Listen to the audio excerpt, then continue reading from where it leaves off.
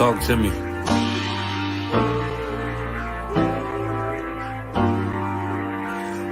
Played the horn of the Lord and served other gods. Remember the days of old, we the lost tribes. They don't believe the Bible, they say a white man wrote it, but still celebrate them holidays from white men, don't they?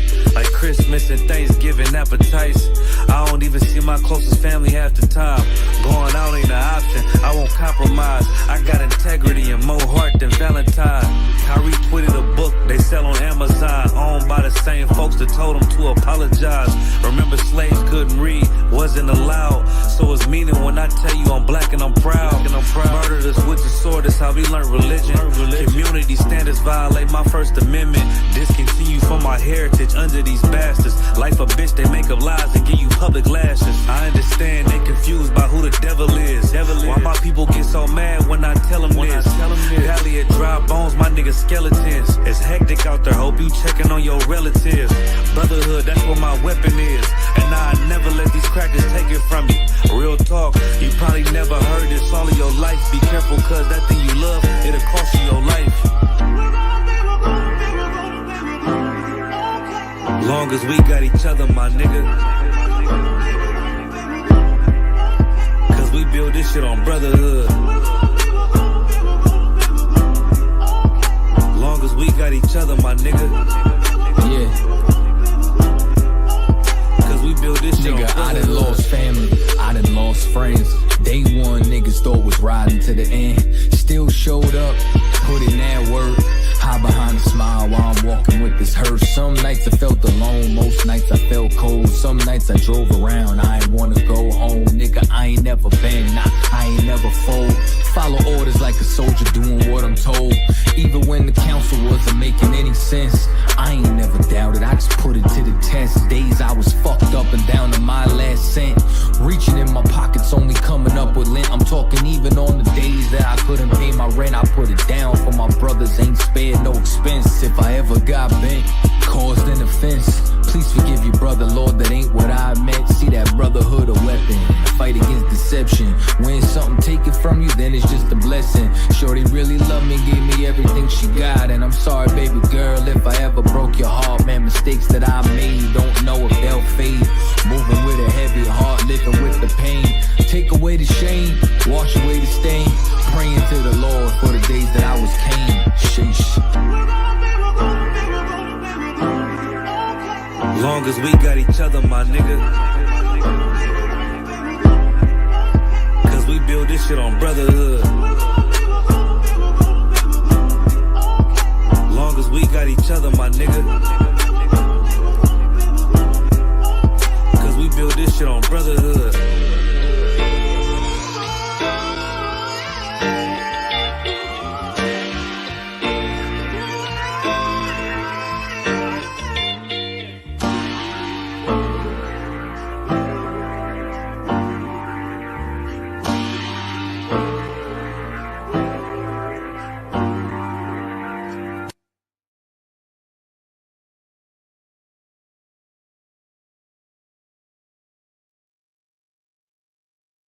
The Israelite School.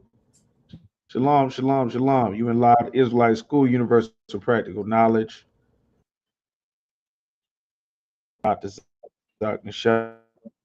NASHAH, ISUPK, under Command of General YAHANNA. These Americans with God's chosen people. Why they just tap. Shalom Yatawab, Tazarai, Akwaf Nawa.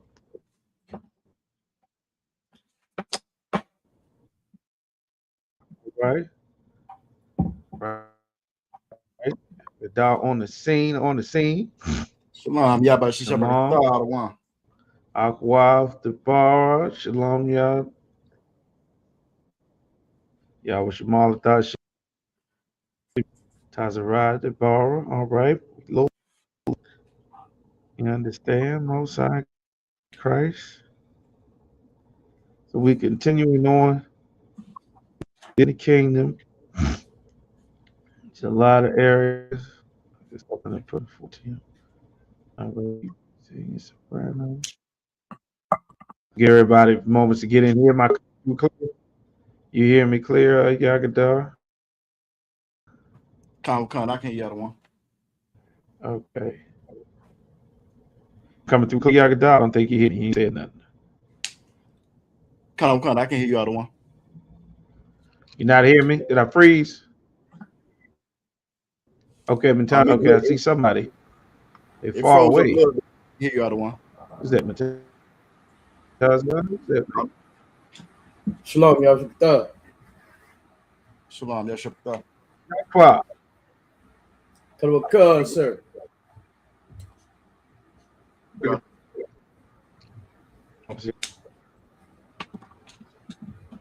Y'all give me a 1 if you watch and you can hear me clear. It looks like we're breaking up pretty bad. Salakia, sir.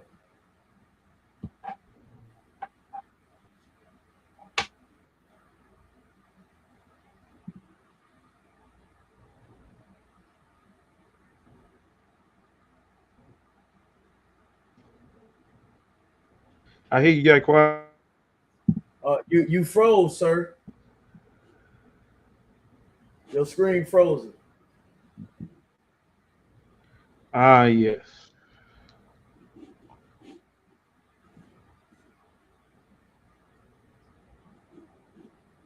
One second.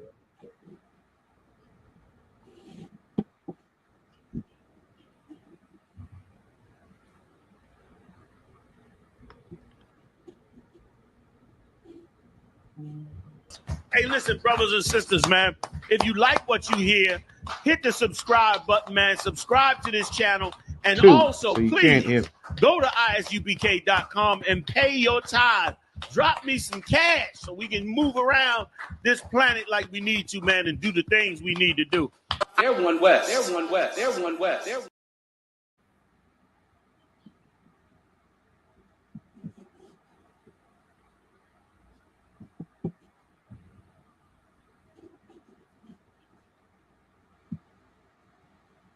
Hey, listen, brothers and sisters, man.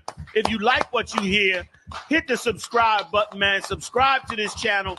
And also, please go to ISUPK.com and pay your tithe. Drop me some cash so we can move around this planet like we need to, man, and do the things we need to do. They're one west. They're one west. They're one west. They're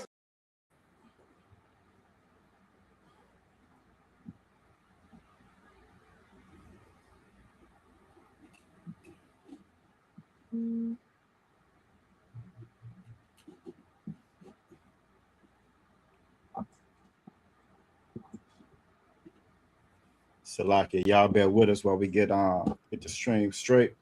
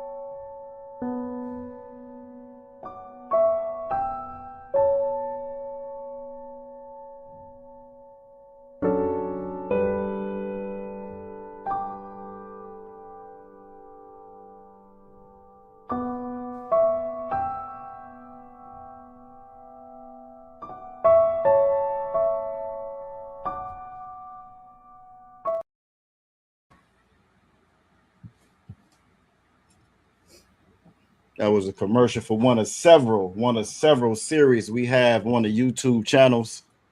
Click on the YouTube channels and go to the playlist. You will see one of several series that we have. Form of all things, sad, hard lessons. They always get away. Again, we always in the lab putting something together. So y'all make sure y'all check those playlists out.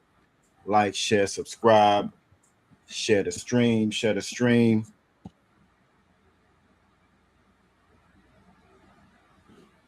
If this is your first time checking in, make sure you put your city name and state inside of the chat. Put your city name and state inside the chat. get credit for being in class. Cap will be joining us soon.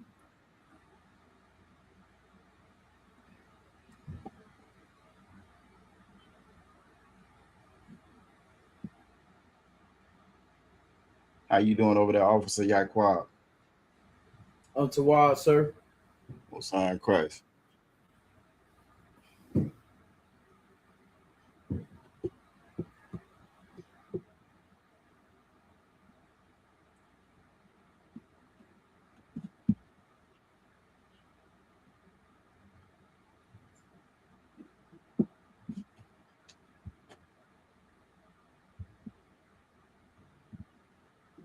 Cap should be joining us very soon. Want to give a shout out to Officer Salakia. Give a shout out to Captain Yerashimov, being raised up to a captain, doing the impossible in the UPK. We are extremely proud of that brother for the work he's been putting in for years. For years. There's a ton of content on these channels. So once again, y'all make sure y'all share. Brother's been putting work in for years, building this channel up and getting this truth out. So do your due diligence. You know what I mean? We got classes going back 4-5 years, Officer Yaquab. So I mean, it's a plethora of again information for everybody, you know what I'm saying, to learn. Right. Change your style up real quick. Like I said, Cap should be with us shortly. White man, the devil, the Bible speak of. They building data centers all over the earth, running your electric bill up, filtering, polluting all the water over the earth, but the Wi-Fi still ain't no better. Right. White man, the devil that the Bible speak of. Again, Yahbashim Shabbat to all the brothers that's joining us. Yahweh Shemal Athan Bashim Yahweh shout out all the sisters that's out there joining us. The title of the class, this is a continuation, building the kingdom, salvation, and this new life. Where Cap left off at, I'll just go into a verse while we're waiting on him to get back. One of the verses that he left off at was Deuteronomy 32 and 39. I'm gonna go ahead and pull that up. We're gonna read that until he get back in here. There's a lot going on in the news. I'm pretty sure y'all heard of the 14-year-old that got killed about a year or so back. They let the Chinese man off, and a lot of people are upset. But what we fail to realize, everything that happens because the Most High ordains it so. And the reason why we are left unprotected and victims is because we refuse to do what the Lord has commanded us to do. And that's come back to these laws, statutes, and commandments. Where we left off at last time when Cap was here, we were at Deuteronomy 32 and 39. I'm going to throw it in the chat. Like I said, this is one of the last verses we had in the last class that he taught. And I know he gonna come in and ask you, where was we at last time? So then a little cheat code for you. And it reads, see now that I, even I am he. The Most High is saying that I am he. That's the new slogan they got out nowadays. You know what I'm saying, Officer Yaquab? I don't know if you've seen it. It says, I'm him. I'm him. It's so much of our culture that we inherently, you know what I'm saying, attach ourselves to. The new thing is now is I'm him. Well, the Most High was saying this way back in Deuteronomy. He says, see now that I, even I am he. He said, I am that nigga. I'm him. That Christian church, America, everybody will have you thinking that this oppressor is untouchable. Trump is untouchable. America is untouchable. Nobody can stop this. Everybody's hands is in the air. They want to go tear the Chinese man's store up. They say they're going, like the damn right Aquafarad said, they destroyed his store. And I'm not sure if that's an old picture though. I was doing a little research on it. They were saying that's actually from when it first happened, that they tore that store up, and that it's under new ownership, and they had police surrounding it now. So I'm not sure if that's from before or if that's now, but I do know that the people in that area are not planning on letting them come back in and set up shop, which is good. It shows some form of uniformity and solidarity. But the problem is, if we don't unite and come together underneath these scriptures, underneath this law, these laws, statutes, and commandments, it don't matter what we do. It don't matter what we do. These scriptures, this teaches us who our enemy is. If we would have known what this Bible said to begin with, then we would know that man is an enemy when we go to a store. He wouldn't have been welcome coming into the neighborhood to begin with. We had stores, we had mom and pop stores. Yeah, mom and pop stores all over the country. I remember when I was growing up, Officer Yaquab, even in Chicago. I mean, you can go down there to the candy lady house. You go down to the candy lady house, you buy you cookies, you know what I'm saying? A good dollar. You come with a whole bag, a brown little sack full of candies and goodies, you know what I'm saying, for $1 or $2. And over the years, you know what I'm saying, all of that has dispersed and it's gone now. And it's gone now because we don't have a sense of identity. We don't have a sense of identity. We want to merge and be with everybody else. We want to align ourselves with everybody else's agenda. We want to be just like everybody else. We want to be just good old Americans. And that's the problem. It was a couple weeks back. General Hyman gave taught a great class like he always does. And he was talking about the Patel family or the Patel group, these East Indians, and how they own 80% of the motels. 80% in this country. Now, this is a foreign entity. These people weren't even allowed over here before civil rights. Before the civil rights era, that we went out there and got dogs sicked on us, water hose sprayed on us, you know what I'm saying? Bones broken, bust upside the head, went to jail. Before then, they wasn't letting Africans over here. They wasn't letting East Indians over here. They wasn't letting none. Chinese weren't even coming over here like that before. You know what I'm saying? So we opened up that door for them. They came over and took all the benefits from the beatings that we took. They took all the benefits of, but when they came, they kept their identity. They didn't come over here seeking to be part of America. They didn't come over here trying to obtain some voting block, get some voting block so we can get representation and we can go out here and vote and change it from the inside. I know you done heard that before, Officer Yaquab. We're going to change it from the inside. They didn't come over here doing that. They came over here. They got them hotels. They stuck to their diets. They put their own people inside of those rooms. Now they were able to fire all the staff. They fired all the staff. Now they're hiring their own people. And slowly but surely they amassed a fortune enough to go buy another hotel, then another hotel, then another hotel. See, you can't do anything like that. Slacky, go ahead. Slacky, sir, if I could. Just the piggyback of what you're saying. Like the Patel Corporation. The Patel Corporation is a family.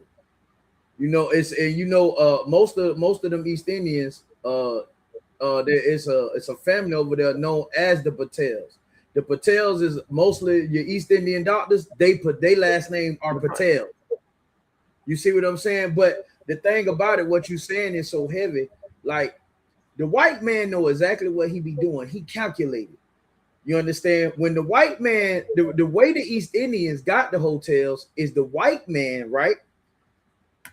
They came up with another plan, which is how they started the Airbnb thing, right? Mm-hmm. The Airbnb going into hotels and resorts.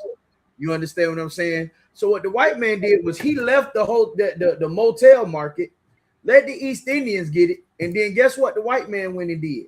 He started raising rent up everywhere. California, in California, if you look up the black and Hispanic rate and where they live in motels. The motels is costing them like $1,400 to $1,500 a week. That's right. You got to try to wonder. You have to ask yourself, how are they even affording it? You know, when the jobs are the way they is. So you go and you look at all the gas stations. Notice white people don't even own gas stations anymore. So basically, you could tie all of this in, sir. Just further proving your point. They let these people come over here, all of these different nationalities come over here, and they give them all of this stuff, as long as they discriminate against us. That's right. You understand what I'm saying? That's the deal. The deal is we'll give this to you. We'll give this to you, but y'all got to do this right here. Put these rules and these laws, implicate this type of structure, and we'll give you whatever you want. And that's what's going on. You know what I'm saying? And the crazy thing too about this Ricky Child, so like it, sir, I don't know if you've seen it, but I did some research. You know, he was involved in 2 prior shootings. That's right, 2 of them. Yep. They say he was known for chasing people around with that gun. Right, he was known for it. And a video just resurfaced where he was in the store and he locked up a bunch. It was those was little girls. Yep. Those was teenage girls. And if you see the video when he on top of her choking her, you can see the gun. When he on top of her choking her, you can see the gun. Yeah, it was crazy. And that just goes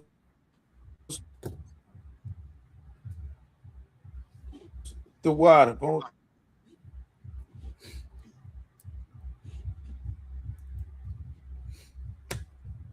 Most like at the water, y'all can do. Y'all hear me good? We hear y'all the one. Come on, sir. Okay, Most High in Christ. And that's why it's so important that we build the kingdom of the Most High. It's extremely important. All of the things that we've done as a people, thinking that we making some sort of headway in this empire, and one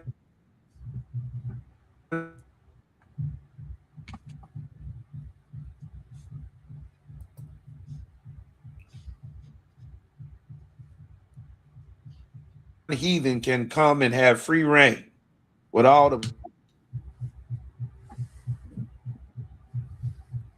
Bloods and Crips, ass niggas.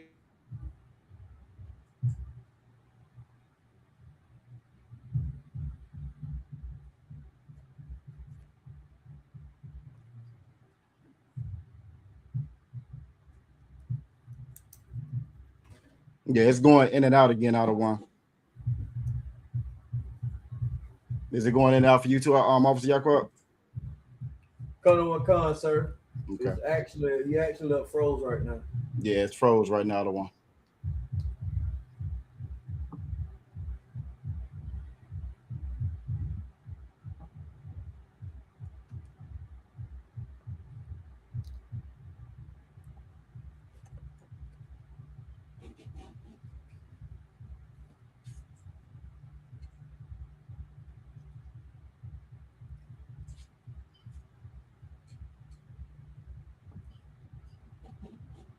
And the water for everybody being patient, everybody that's joined.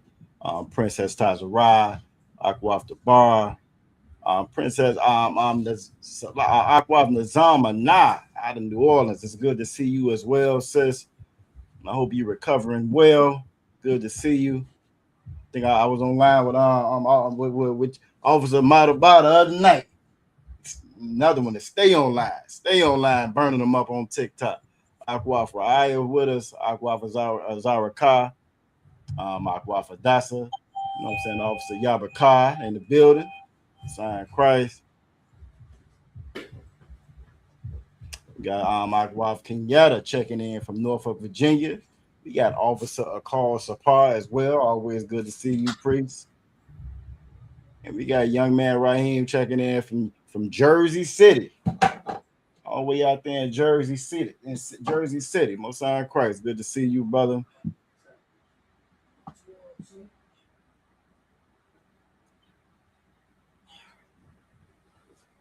But again, Cap should be with us shortly. But like he was saying, that's why it's so important for us to build our own. The Christian church in this place have convinced us that the best path for success is to join and integrate with them. And all that has done is given them more access to abuse and brutalize us. That's all it's done. That's all it's done. We have no sense of self. We think that the vote is going to save us. We think getting out to the ballot box is going to save us. When they done came back now and told you that your vote does not matter. Doesn't matter. And we still rely on that. I think I watched a video about a week or so ago where they was marching on Selma again. They was marching over the bridge again. as if it worked the first time. They're gonna march over it a second time. Yahba Shimmy Shabakatha. We got Captain Urasha Moth checking in. Most High in Christ. Captain Urasha Moth checking in. You know, again, so again, we're going back and doing the same things that haven't helped us before. That's Psalms 83 that we read, that we go over every Sabbath service, every Avodah Shabbat, we go over that. It says, for they have consulted together with one consent. If it's one thing that the rest of the nations in America can agree on, they can fight over oil, they can fight over land, they can fight over the mineral, the rare earth minerals, they can fight over all of that. But one thing that they confederate on, they in agreement on, is their hatred for blacks, Latinos, and Native Indigenous people. Their persecution of blacks, Latinos, and Native Indigenous people. The Chinese man come from way over there, not even speaking a lick of Chinese. Last week it was a Chinese man involved in a car driving a bus in Virginia. Unalived 5 people in Virginia. Didn't speak a lick of English. Salaki, I think we got Cap back with us.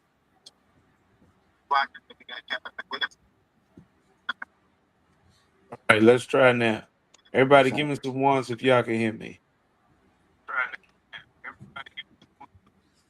Y'all hear me? Just give me some ones. Let me get some ones before I go ahead. Try this again. All right, I got 1. All right, I got 2 ones. All right, the ones is coming in. The water. All right, Most High in Christ, the water. That's what I was saying is very important. Just as Officer Yagadar was saying, it's very important that we have our own set up. Salvation is important. It's very, very important. You understand? Give me Zephaniah 2:1. Hold that, Yagadar. Give me Jeremiah 14:2. Officer Yagadar, please. Read that Jeremiah for me, please.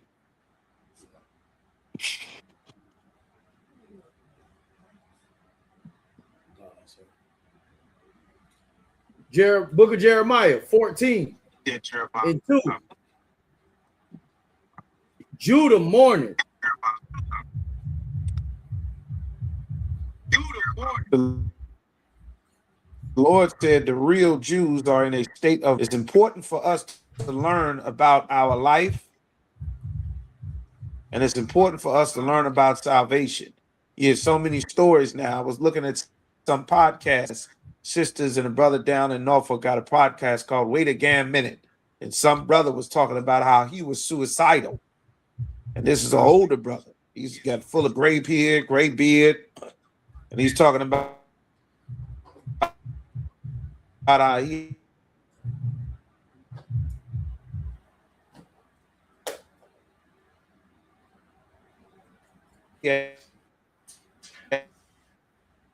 has himself because, you know, life just not going right. And he got a couple other clips. You know, I don't know my father, trying to figure out who my father is. Like, it's so much pain and so biblical ethnic Jews.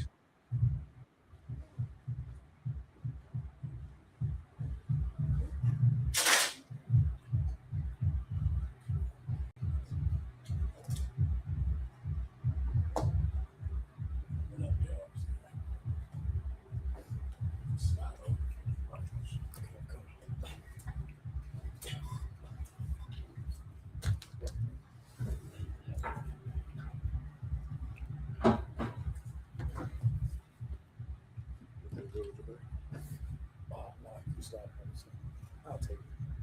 Oh, yeah, I'll get it out here. Yeah, who that stranger you done let in the building? the one and only. Shalom. Shabakatham. Yeah, Shabakatha. What's going on out of wine? Not a whole lot. What's good with you? Not too much. A little technical difficulties. You know how they like to do that. They be trying to shut Cap up. And we want Cap to get loose, you know. Exactly. It's gonna happen either way. But he was breaking down Jeremiah chapter 14 and 2. If you want to pick up on it until they get back. Most High in Christ. How about you read, man? Come on. Go ahead, read from the top, Baba Kusha. Jeremiah 14:2. Judah mourning. Judah mourners. Judah mourners. Y'all were talking about the brother, what's his name? Cyrus. What was his last name? Thanks, Remember Cyrus. It's been something. Starts with a B, but yeah, we are in the state of mourning, and the injustice that has just happened is just another example of how we are so destroyed, and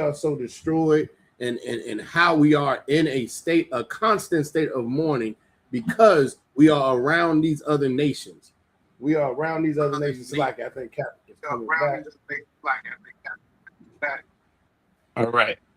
You should be good to go again. We are in mourning because we're around these other nations, that the real biblical ethnic Jews are in a state of mourning. And if you don't teach your Black, Latino, or Native American sons and daughters what God said about the state of our people, you leave the door open to wonder, to hope, to guess, to not know what's actually happening in life, in the world, to not know why all of these things, these feelings, these events, this uncertainty. Who's my daddy? What's my identity? What do we do next? This money. Donald Trump just removed federal government protections for 8,000 more jobs. He's making it to where there is no protection for job safety, so that all the jobs that all the niggas do get taken away. Anything that's relying on the government, he's working to remove everything, to strip it down to where there's only stuff available for white people. And then he's going to start taking things for white people after they realize that he wasn't on their side either. And then that's when all civil war is going to break out. He's not only planning for it, he's pushing to make sure that it happens. A sick, twisted, evil way, because he knows this empire has but a short time. They understand that they are trying to provoke World War III and civil war and race war, just like the biblical prophecies say, because he knows this is the end of his empire. He knows it. I don't know what he thinks happens to him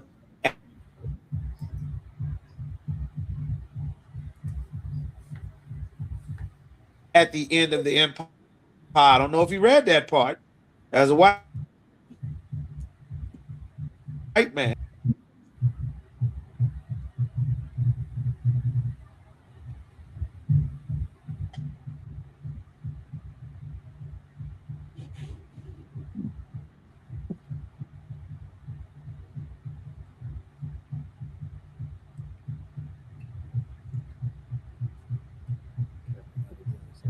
The oppressors are relentless tonight. Wow.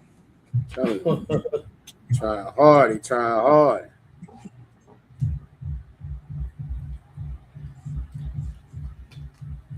Give Cap a couple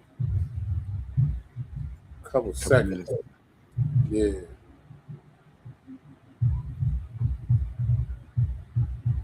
Yeah, that brother's name is Cyrus Belton. I That's put it in the chat. For what?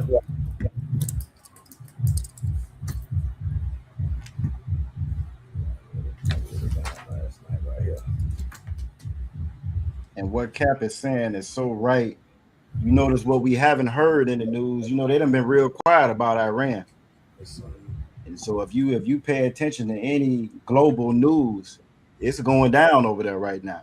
Iran is dropping bombs, Israel's dropping bombs, America's dropping bombs, and you don't hear anything about it over here. Hey, Salaki, obviously y'all it can't be going down. They in a ceasefire. Yeah. they in a ceasefire. There has been more bombs dropped since this ceasefire. And they're talking about, well, we're not sure what that's going to do with the ceasefire. Y'all are at war. Yep. But the oppressors, the devil the Bible speaks of. That's why the language is what it is in the news about this so-called ceasefire. They've been doing nothing but dropping bombs. No, everybody's dying, but apparently there's peace. Apparently somehow there's not an actual war going on. Because what? Because you said on a piece of paper or something, somebody sent an email. I don't understand. I don't understand how you can have a ceasefire and yet you're sinking ships with bombs. Yep. But somehow we're supposed to believe in this oppressor and what he puts in the news and what he puts in a history book and what he puts in his Christian church that has nothing to do with anything in the Bible. All he does is lie and deceive, which is why he's the devil the Bible speaks of. Damn right. And Damn more right. and more, what we're seeing is devils like to get lied to. Oh yeah. They don't really want to hear the truth. And so often, our people, we end up imitating who the devil is, which is why we don't want to hear the truth either. That's right. Christianity feels so good that hearing the actual truth of the Bible is somehow wrong. Salaki, sir. It absolutely is somehow wrong. That's why Ezekiel 13:22 said, with lies you have saddened the heart of the righteous. Like our people have been saddened because we don't know what life is actually about.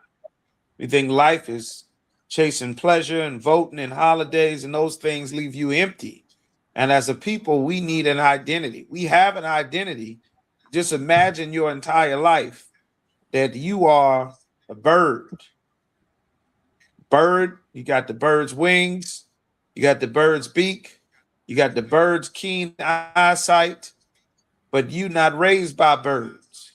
And you're not raised to live a bird's life. You're not raised to live the life of a falcon. You're not raised to do that. You're raised to be a fish. So you're trying to swim, and you struggle your whole life trying to swim like a damn fish. But you got these damn feathers that aren't good for swimming. You got these damn claws that aren't good for swimming. You got this beak that isn't good for breathing in the water. You got these eyes with this good vision that isn't good for being in the water. You can't move to live life as a fish, and we're supposed to be falcon. You understand? We've been taught to live life like a white man, supposed to be the children of God. Living life like an oppressor has destroyed us. It has put things inside of us that were never supposed to be there in our spirit. It's put the idea that the respectable people are the ones who take an innocent man's life. That is, the strong man is supposed to be the one that can terrorize and brutalize the weak instead of protect the weak, instead of make weak people stronger, instead of defend the poor and the fatherless. We've been living the white man's lifestyle. That his idea of sex is, you know, whatever is pleasing to him. There's no rules. Somebody weaker, stronger, take it. Child, woman, a man weaker than you, just do whatever makes you feel.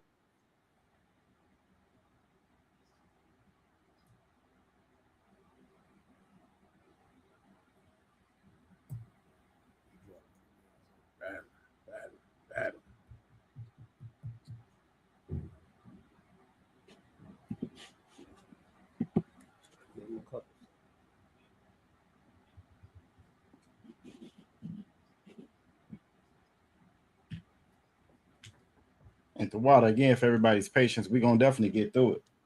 Yeah, right. We're gonna definitely get through it. Yeah, right. It's like if I could, Cap's point was so heavy, was so absolutely heavy. It's one thing I didn't fully understand until I came into the truth and had been here for a while. How every other nation, but particularly the oppressor, is an absolute animal. That's right. Is an absolute animal, and you may not understand it, but when you think about, because of course we want to, again, because of the Christian church, we want to believe everybody's human and that God loves everybody and everybody has worth on the planet. And okay, I get it. But when you look at the behavior of the oppressor, damn right, Adawan. That's right. Damn right. God damn it.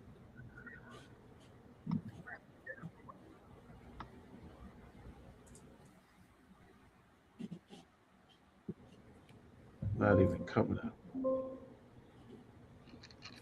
It's not coming up at all. Yeah, we can hear you out of one. We can't see you though.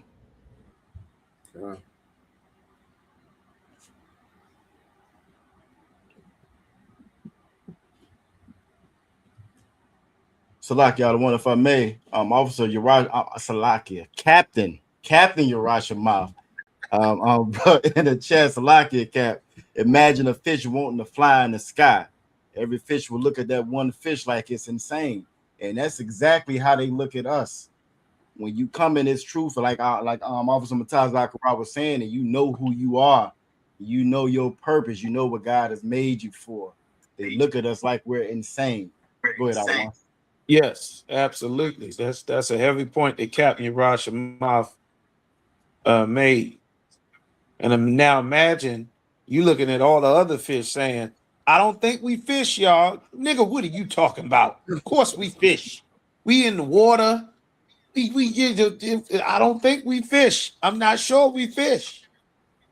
But your daddy was a fish. Your granddaddy was a fish. Your mama's a fish. Nigga, you a fish. Here you go again. Talking about that. I don't think we fish. Listen, you were born here. You were raised in the water. Your whole family in the water. I know that's what we've been doing, but I don't think we supposed to be fish. We got these wings. We got these feathers. Look at these feet. These is not fish. Do you know any other fish besides our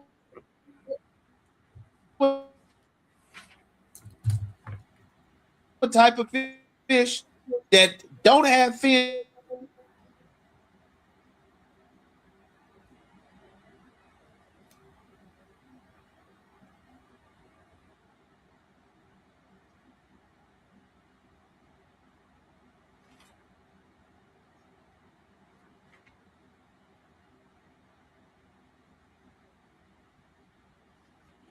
and scales? They want it. We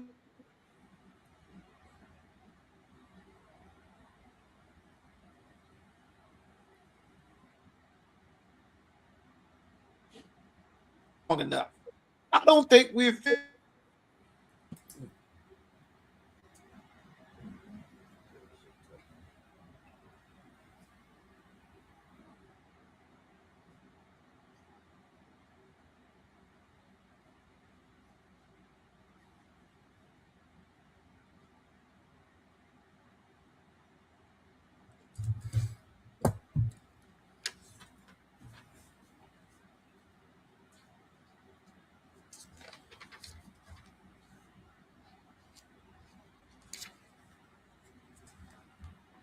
If you can hear us out of one, it's frozen.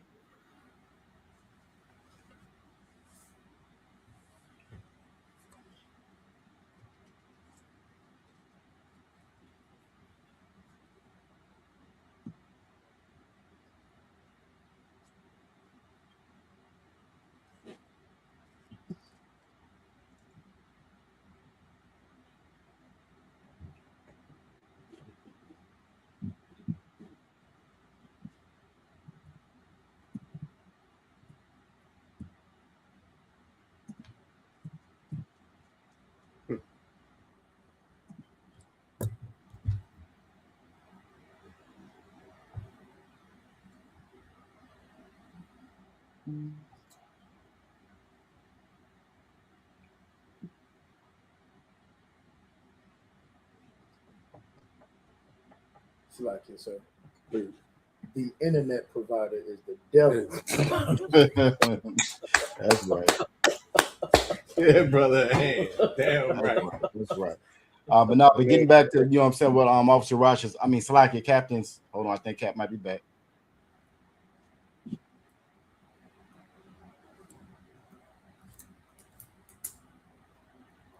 Nope, not yet. But Captain's point, even if that fish finds a way to fly, doesn't mean it belongs in the sky. They still find a way to shoot us down.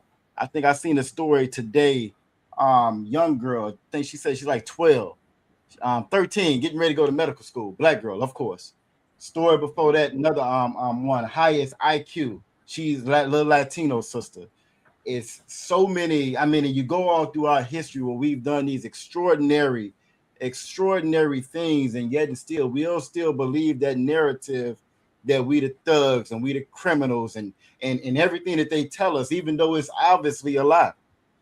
When you talk about us coming out of slavery less than 100 years ago, you know what I'm saying? I mean, slavery and chains and bondage.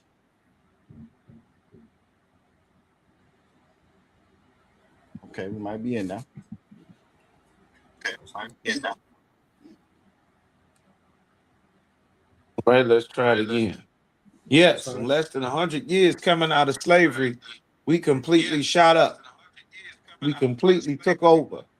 So much so that they were afraid and they had to change the rules. The oppressor always changed the rules once we start to succeed. That's why we need salvation from our oppressor. That's why we need to be separate. The Lord said, gather yourselves together, O nation not desired. We are a race of people that's not desired anywhere. Whoever this brother is, brother 777, make sure you put your name in for attendance so the officer taking attendance can get you down. Put your name in your city where you're at in for attendance, brother. All right. But that's important to know. That's what.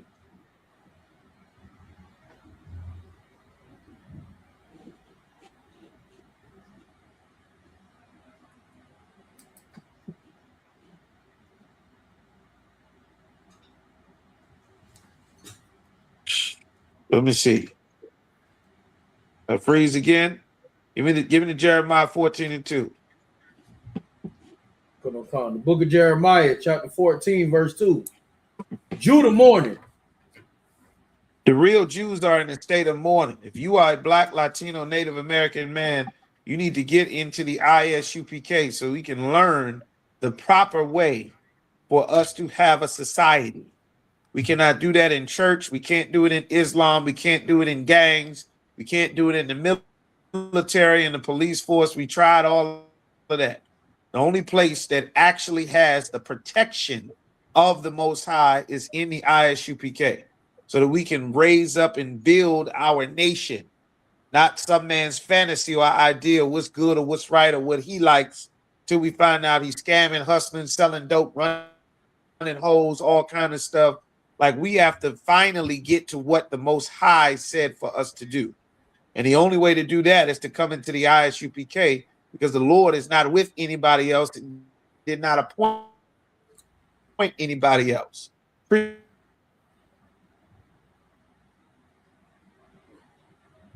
Christianity has taught us that we are free to all choose our own life. And choose your God, choose your religion, do all choosing, that God himself did not give us the right to do all of this choosing.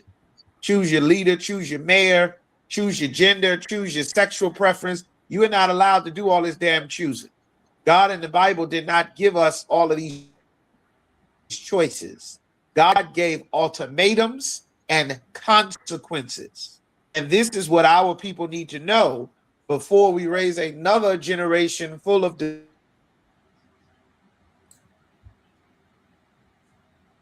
depression and drug addiction, not a falling apart.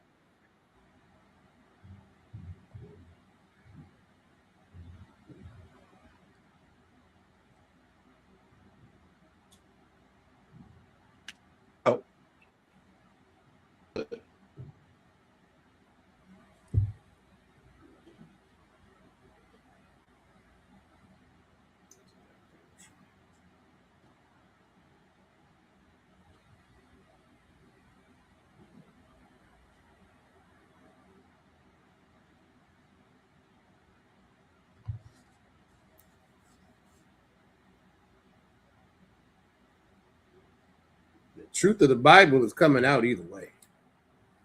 That's right. Not going to slow a damn thing down. Not going to slow nothing down. This is what our people need. This is what our people need. Our identity.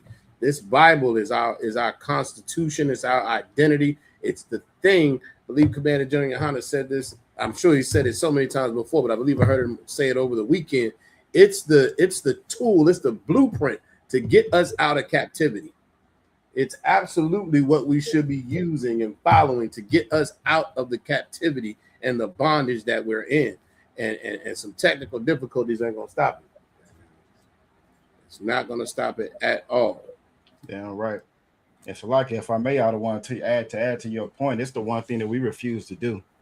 That's right. You know, I see it so much in the comment section of our people. We want to fight. We want to fight. We want to get high. We want to join the military. We want to do any and everything except for what this Bible says to do. You want to boycott the store now, knowing that a boycott gonna last 30 seconds.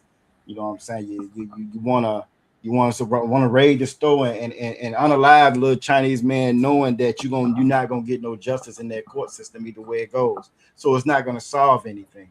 You know what I'm saying? When we bring up this Bible that has actual solutions in it, that's the one thing we reject. That's the one thing we reject. You have fake Israelite groups and mystics and all kinds of different brothers online and Kemet and Islam and everything else, and they actually study and read this Bible just to disprove it. They study and read this Bible just to show that no, this is what we shouldn't be doing. They actually spend time, and it says it in the scriptures. They study wise to do evil. They study this Bible just to say that nah, we shouldn't be doing that. You know what I mean? Like it's a damn trivia game when this is the only thing that we haven't tried. We've tried everything else. We've tried Islam, we've tried Christianity, we've tried the military, we've tried joining their police force, we've tried getting inside of their government and working it from the inside. We've marched, we begged, we've cried, we've gotten beat, we've got locked up. You name one thing that we haven't done. And we should see the end result of it now. And at each point where we thought we had success, well, the Lord is showing you now that you didn't. And Trump is snatching all of that back. America is snatching all of that back. All the accomplishments, all the things that we made and we came and we thought that were goals that we met during the civil rights era, that's all gone now. They gutted the Voting Rights Act. Your vote don't mean anything now if you black.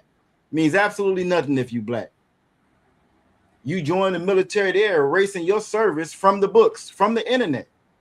How evil and wicked do you have to be to say, you know what, we're going to erase those accomplishments from the, I mean, just spiteful things. There was a time where, you know, they went through and they poured down all the Confederate statues and so forth in Virginia and across the country.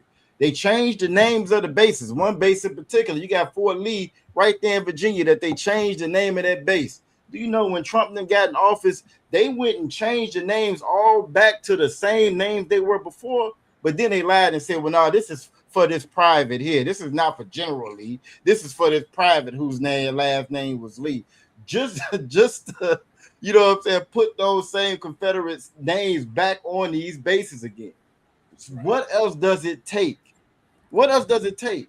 They had to actually work to find, you know what I'm saying, somebody in this military service with this name that we can put on it so we can restore the names of the same Confederate soldiers that had slaves and so forth. The Confederates lost.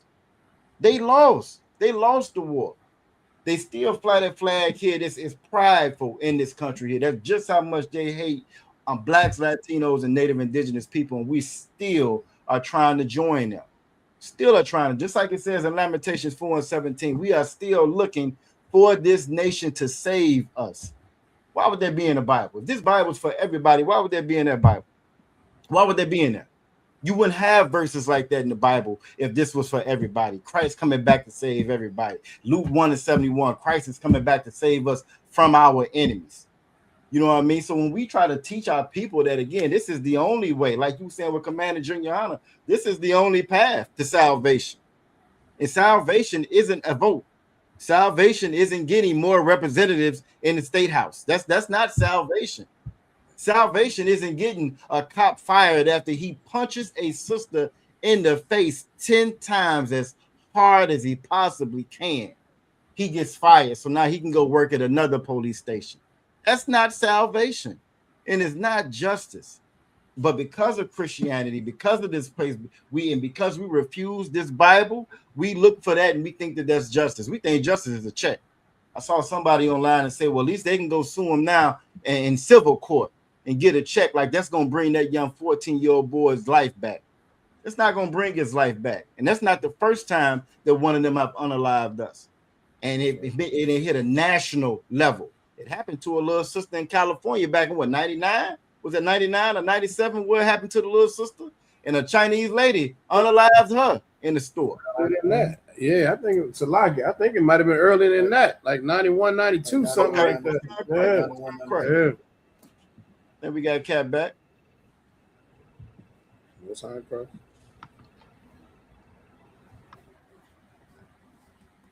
We had him back for a second. Most High Christ. He will be back. Think about Cap. He is not gonna stop. Yeah, okay, most yeah, they unalived their sister. Then they came down and actually ruled against the lady, and she ended up getting probation for taking a child's life. What else does it take for our people to say, you know what, we're gonna get back on this Bible. We're gonna rely back on this Bible. It's the one thing that we refuse to do. And it shows you that again, that Bible is so true. We the same people that we were back in the day. Same people. Because that's the one thing we didn't want to do back then as well. When we saw go ahead, Ottawa. You make a heavy point about getting back to the Bible, and that's why Christianity is so evil.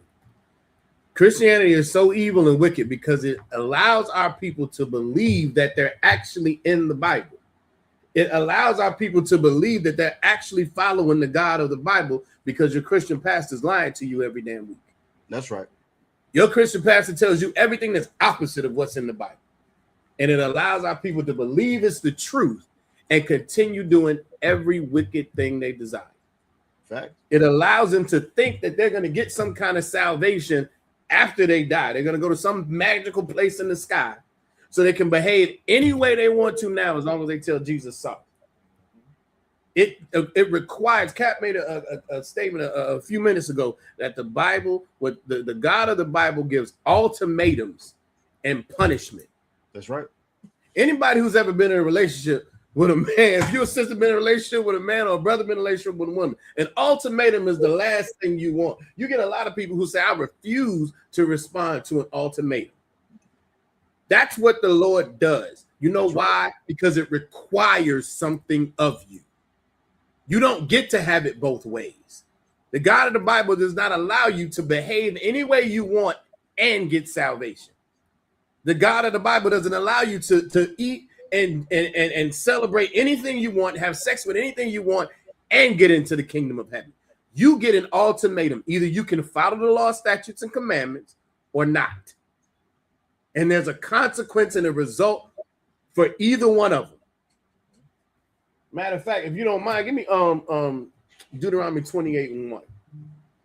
There are consequences and results for either one based on how we as a nation responds. That's the other thing that the Christian church lies to our people about. We are not judged individually. We are judged as a nation, together, collectively. What I do, I have to be responsible and mindful of what I do because it affects everybody, every Black, Latino, and Native American brother and sister. I got it for you when you're ready, Ottawa. Most High Christ, either one makes me no difference, please. This is Deuteronomy chapter 28 and verse 1. And it shall come to pass. And it shall come to pass, meaning this is a prophecy. This is practical knowledge in the Bible. You never had a child, you tell them, all right, now, this is going to happen. This is the same way the Lord deals with us. Keep going. If thou shalt hearken diligently unto the voice of the Most High thy God. Hearken is old Quaker English for listen. If you will listen diligently, what does diligently mean? Y'all put it in the chat. Who can tell me what diligently means? When you hearken diligently, it means if you listen well, if you listen, you put forth effort to actually hear it. Salaki, I asked y'all a question and then answered it. Salaki. But go ahead, keep going, Baba Pasha. To observe and to do all of his commandments, which I command thee this day. To observe and to do. Meaning what? Meaning you recognize them, but guess what? You actually follow them. You actually follow them. And nowhere does anybody know how to follow and do and observe the law, statutes, and commandments unless you're in the ISUPK under Commanding General YAHANNA. If you are anywhere else, you are being lied to. If you are in that Christian church, there's no requirement to follow anything that's in the Bible. There's no, you know what? They give you a couple of them. Of course, we know the main one. Who can tell me the main one? They're going to make sure you follow regardless. There's one law. There's one statute that they might not, matter of fact, they won't let you out the church unless you follow. Close the doors. Hello, they won't let you out the Close church them doors. unless you follow. Anything else, it's on you. You can be who you want to be, and it's individual, and it's about your personal relationship with God. But this one, oh, they gonna close the doors. They gonna lock the doors till they get your money. But outside of that, you can pretty much do whatever you want. That is not what the Bible is about. That's not what the Lord is about. We are supposed to listen, observe, and do, which means to keep, follow, adhere to the law, statutes, and commandments. Keep going. That the Most High, thy power, will set thee on high above all nations of the earth. We are supposed to be in a particular position in this planet. We are supposed to be on top. Deuteronomy 7:6 says the same thing. That's the precept. We are supposed to be in a position of authority where every other nation conducts themselves based on the law, statutes, and commandments that the Lord gave us. Why? Because they are all animals. They are all animals who don't know how to conduct themselves. But this is, was there some more on that? That was good. Out of one. Most High Christ, if you don't mind, take me to Deuteronomy 28:15. Most High Christ. This is the Lord telling us, if you do this, if we listen to the law, statutes, and commandments, we're going to be in a particular position, in power, in authority, making sure that these other nations don't conduct themselves the way they naturally do, because they really need to be under control. They need to be brought under authority, because if not, you have young brothers getting unalived and nobody has to face any justice for it. If not, then you'll have a damn ceasefire. What they're telling you is a ceasefire, and all they're doing is having war over there. Mm-hmm. It's nothing but lies. So go ahead. You got that second one? This is Deuteronomy chapter 28, verse 15. But it shall come to pass. But, meaning there's an alternative. Meaning rather, there's something else we're going to talk about now. Go ahead. But it shall come to pass, if thou wilt not hearken unto the voice of the Most High thy power. Same thing, same tone. It's going to come to pass. It's going to happen if you don't hearken unto the Lord, the voice of the Lord. If you don't listen, if you don't actually do what he asks. Keep going. To observe, to do all his commandments and his statutes, which I command thee this day. This is Moses giving the instruction. This is Moses saying, listen, the Lord is going to put us in a position. He's going to put us in a position of authority, and all we got to do is follow his laws. You're going to lay them out. But if we don't follow his laws, if we don't observe them, recognize them, and actually follow them, right, there's going to be a different outcome. Let's see what it is. Keep going. That all these curses shall come upon thee. All these curses shall come upon thee. Who can tell me what a curse is? Who can tell me what a curse is? The Christian church might have you believing a curse is how you speak. They say there's curse words. Ain't that what they say? They say there's curse words. I can't believe y'all speak like that, using curse words. Let's find out what a curse is. Who can tell me what a curse is? Salak, y'all, the one, if I may. Please. Having to go to a heathen to get your water. That's a curse, out of one. That's a damn curse. I'll give him a hand. That is a curse. That is a curse. It's a curse to have to go to a heathen to get your water. It's a curse to have to be subject to other nations in your own neighborhood. Please. It is a curse to be 14 years old and get chased out of a store and shot in the back. That's an absolute curse. Damn right. Damn right. The cat might be coming back.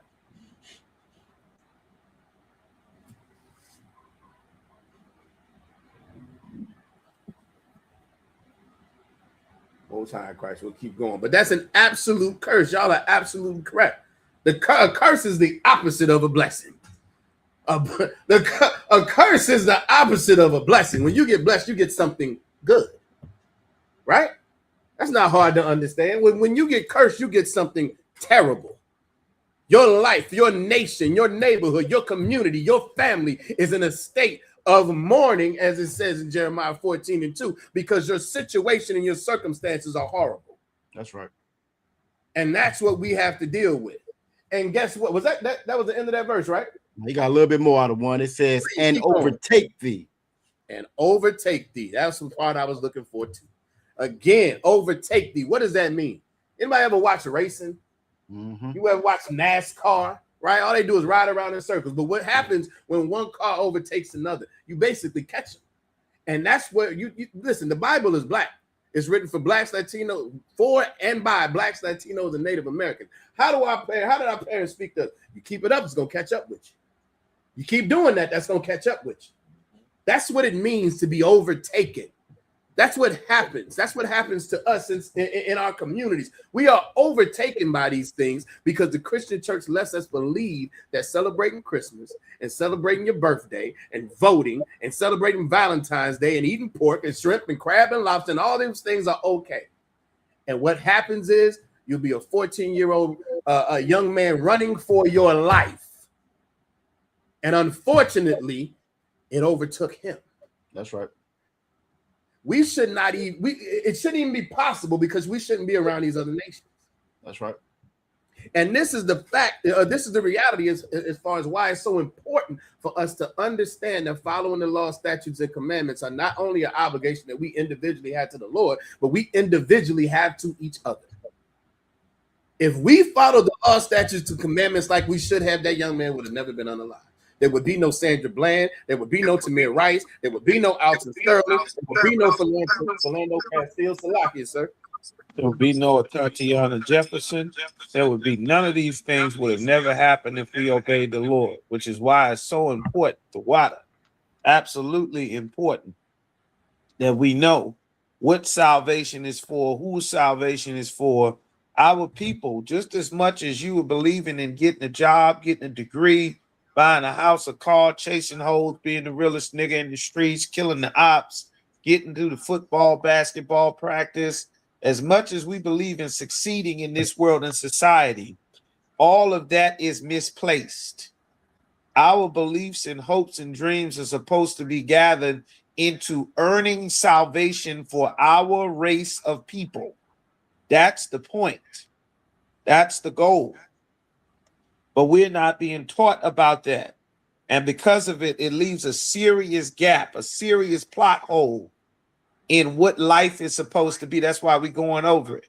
Let me get a conclusion of the whole matter. Give me this. Let us hear the conclusion of the whole matter. Should be in Ecclesiastes. Find that for me, NATAZACH. Let's try this, Jeremiah. Let's give me the scripture I had you hold it from the beginning. Y'all can talk, please. Lord willing, we can get to it. The white man is the devil. Jeremiah 14:2. Judah mourning. The real Jews are in a constant state of mourning and suffering, just like you've been hearing throughout the class. It's important for your sons and daughters. It's important to know that our people are in a state of mourning. So by the time the sadness, the depression gets around to you, you're not sitting with a gun in your hand getting ready to blow your brains out. You're not sitting with a bunch of pills in your hand trying to numb the pain, trying to smoke it away, drink it away. You need to know that there is an action that you are supposed to be taking. There's a direct action you are required to do to not only lessen this burden on yourself, but on the rest of your people. And the problem is the vast majority of your race has refused to stand up to do and join the force to fix these problems before it all fell on top of them. Our people went to church and made church rich for generations. And now that all the black women had made church rich and billionaires, all the gay pastors that you love to see every week, now they're not going to give you a refund from all your billions of dollars of black woman church money. Now that Donald Trump has taken away all the federal government jobs. Now we actually get to see that all the voting, all the marching, all the civil rights, all the, let my voice be heard, all my security clearance, all of your praise and worship. Our people thought we were blessed being a part of America. because we got to be the mascots. We got to be the dog that get his head rubbed or his belly scratched. You understand? We weren't looking at it like our people were in captivity. And because of it, we left serious holes for our enemies to come and capitalize. Because you know who's not going to lose their job? Racist Chinese gas station owners who execute young black men. They won't lose their jobs. They won't lose their hotels. They won't lose their tech companies. They won't lose their carryouts. They won't lose their bus companies. They have absolute job security because they have their race. And no Black, Latino, or Native American was taught that life is about race, what race you are. The reason why our people don't value how we treat each other because we don't value race. We think that we can go and join another race of people, their God, their customs, their holidays, and escape the responsibility that you have to fix your racist problems. And now the money is gone. The jobs is gone. Rest assured, they're working on a way to limit the amount of niggas that can get all of the rap money, all the NFL, NBA money. You understand? How do we get our people to join together? Whoever this is, just sign your name in for attendance. That's a very good question. Whoever this Graceful is. Graceful, just sign your name for attendance so the officer can get it. All right? That's an excellent question. Give me Zephaniah chapter 2 and verse 1 that I got you holding, Yaga Dog. Give me that real quick. First thing we must know is that Blacks, Latinos, and Native Americans are God's chosen people. We are one race of people, and we must collectively get ourselves together to the place where God shall choose.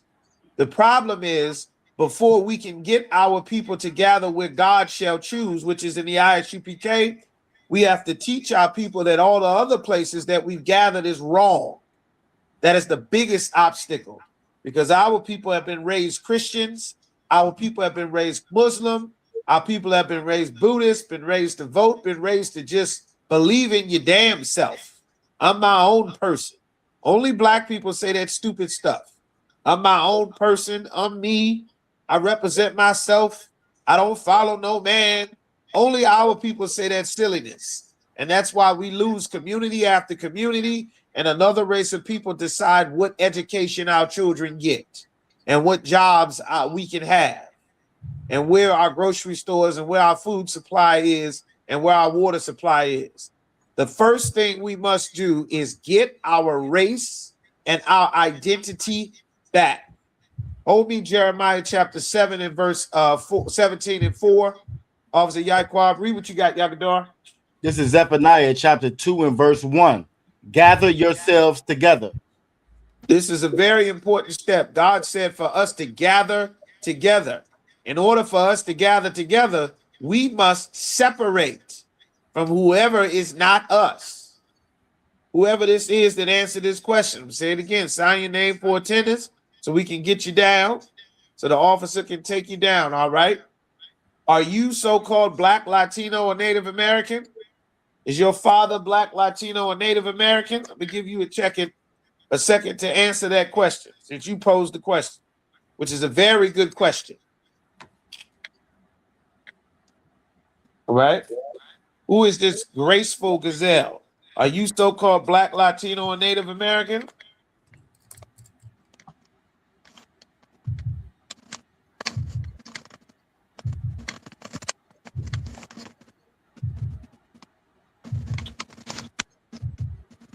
You second. Yes.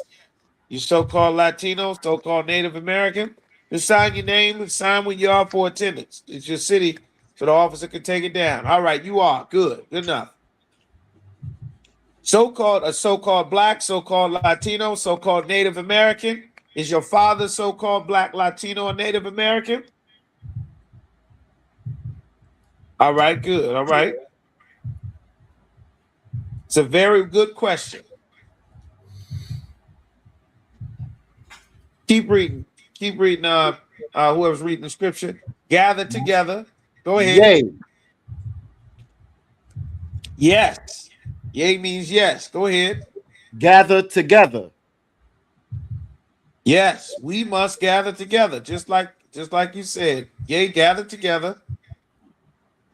O nation, not desired. O nation, not desired. We must understand that as a race of people, we are not desired. A Chinese man opens a business in an all-black community, and he is guaranteed success. And he is guaranteed success from people that he hates every time he sees us. From the kids to the mama to the grandmother. He hates every time he sees us. Yet and still, he is going to be funded, and so will all of his people, from doing business in our neighborhood. But he hates us. We must understand what our identity is. According to the Bible, the so-called Negro, Haitian, West Indian, so-called Latino, Native American, the descendants of the natives from North, South, Central America, and the Caribbean are Israelites. The 12 lost tribes of the nation of Israel, and in the ISUPK, under Commander General YAHANNA, through the Spirit of God, through God's Holy Spirit, through the Spirit of Christ, we gather together the house, the children of God. That's the first thing.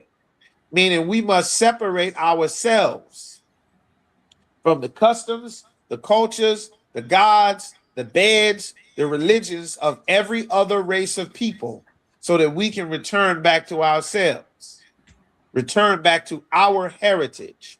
Without getting back to our race and ethnic identity, it is impossible to gather our people together.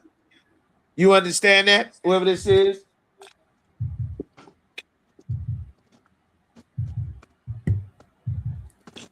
You understand that? We have million-man marches. We got Nation of Islam. We got that. We got churches. We got marches. But that does not gather us together as a people. That doesn't unite us as a people. We must have our identity. Give me that Jeremiah 17 that you hold. The book of Jeremiah, chapter 17, verse 4. And thou, even thyself,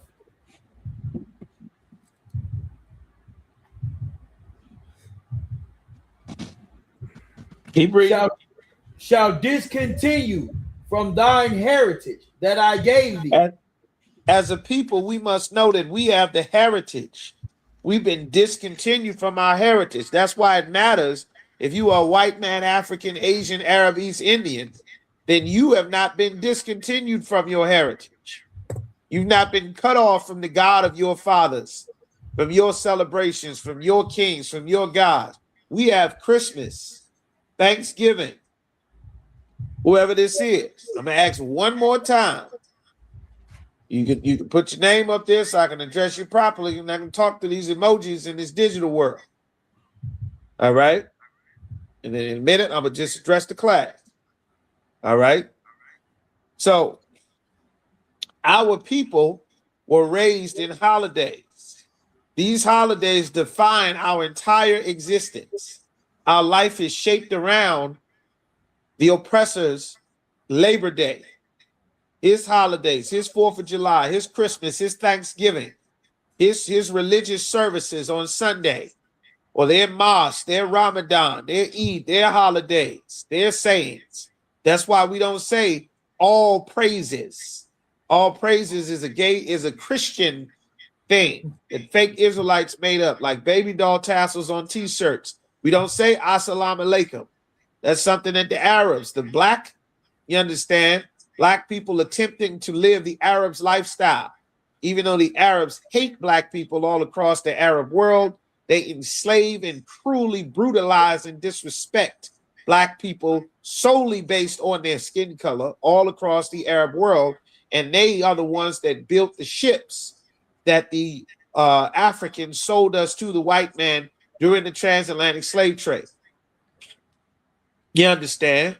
They have just as much to pay for as the so-called white man, and all of these reparations that black people think that they're going to get, when everybody owes reparations, including the Africans to us.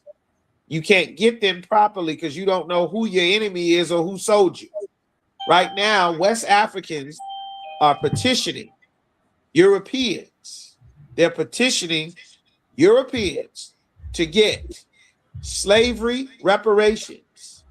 The Africans who sold us into slavery are trying to get reparations from Europeans for something they did to us. Because black people went to West Africa, taking the bait, come back home. It is the year of the return. And they came back with all of the white man's money from their 401ks, cashing out their retirement, and they moved to Ghana, and they got free citizenship, so they thought, in Kenya, just in time for an Ebola outbreak, for them to raise all the prices. Before you know it, you sleeping on somebody's sofa, paying double, triple the rent, you running out of money, the lights is going out, the internet is not continuous, you don't know what's going on. You understand what's happening here? You don't know what's going on. Still like it, sir. All right. We just gonna turn the camera around. Shalom, y'all gonna shoot for a thug. Shalom, Shusha Brigatha. All right. Hey, you don't know what's going on. Shusha Brigatha. Don't know what's actually happening. Because we must have a reference point. Like, our people need to know what's being done to us. And we also need to know that the home that we thought was our home, give me the Micah 2 and 10. The home that we thought was our home, we thought America was our home. We thought we were a part of America, a part of the empire. That, you know, the reality is we were never a part of this place, and God did not want us to be a part of this place. God wanted us to build up the kingdom of Christ so that he could return and he would rule over us. You don't know who the mayor is in the Chinese city. You don't even know where the hell the Chinese city is. You don't know where the East Indians live. They move someplace and take over an entire place. Build houses, build schools, build their religious areas. They're not dialing 911. They're not going to court with you. Only time you see them in court is when they're trying to evict you out of their damn house. That's the only time you see them. They're not taking the issues they have in America to us, to the white man's court, to his justice system, to his 911. Why is that? Because their race of people is gathered together. Life is about race.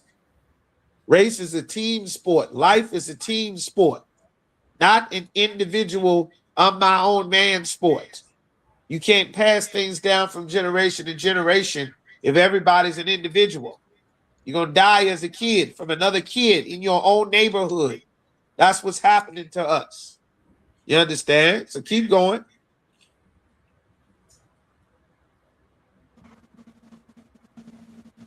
Whoever's reading, keep going. Come on. And I will cause thee to serve thine enemies in the land which and thou the Lord, knowest. Right. God said we would be caused to serve our enemies. Same, whoever asked that question, do you know that we are serving our enemies? If you are Black, Latino, or Native American, you realize that we are serving our enemies? Do you know that?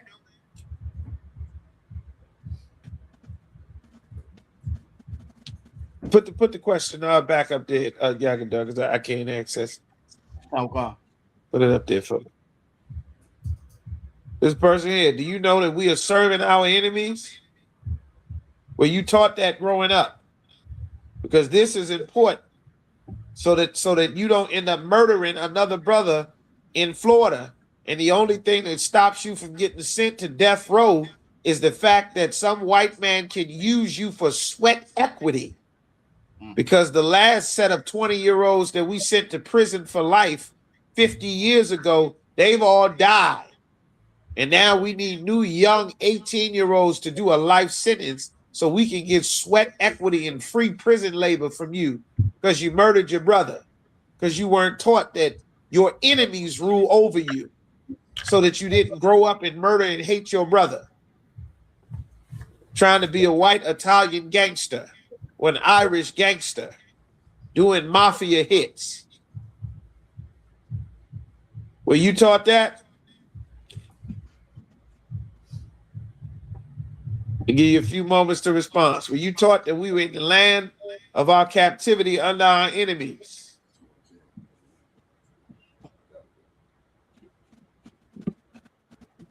There we go. All right. Didn't understand that we were serving our enemies. Yes. A lot of our people didn't believe we were serving our enemies because we went to church. And church told us that we were saved as long as we sang songs, as long as we beat tambourines, as long as we had crab leg boils and fish fries.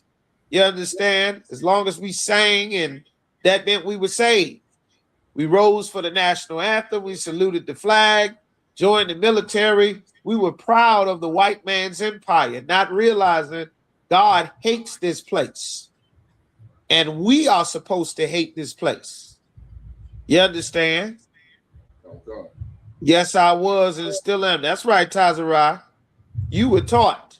But the vast majority of our people were not taught that this is a place that the Lord created us. Like we're here as a punishment. Every Black, Latino, and Native American who had a job, got a security clearance, who got their degree, who walked across the stage, who got a bank account, was able to buy a house and a car and go shopping and fill up their refrigerator. Everyone thought that we were a part of America. Everyone thought that we were on the team, that race didn't matter. As long as you loved Jesus and had God in your heart, we all bleed red, we all brothers and sisters. That's a goddamn lie. Give me 1 Ezra chapter 8 and verse 84. That's a lie. That'll make you depressed if you are a Black child growing up in Norfolk and you're from Young's Park or Curry Park and you growing up in Norfolk and you see that everywhere that you lived, that you and your mom and your grandmother lived, it is now torn down.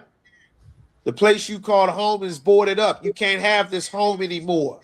Your society is gone. Your neighbors are gone.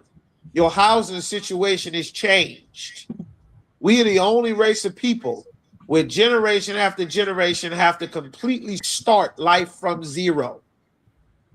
Nobody does that. Give me that Micah chapter 2 and verse 10. Khan, this is Micah chapter 2 and verse 10. Arise ye. The Lord said, rise up. It's time for us to rise up in our spirits. That's why all the jobs is getting taken. That's why brothers and sisters is getting kicked out of the military. That's why Pete Hegseth is withholding promotions from women, withholding promotions from Blacks and Latinos. It is time for us to separate ourselves from America. Get out of their military. God is getting ready to kill all of America's military in World War III. God is getting ready to flood this planet with blood. It's described about how much war that is going to come to the planet Earth, not America, not one place, not here, not there. Christ said it's going to be as blood were up to the horse's bridle. How many of y'all have ever ridden a horse before?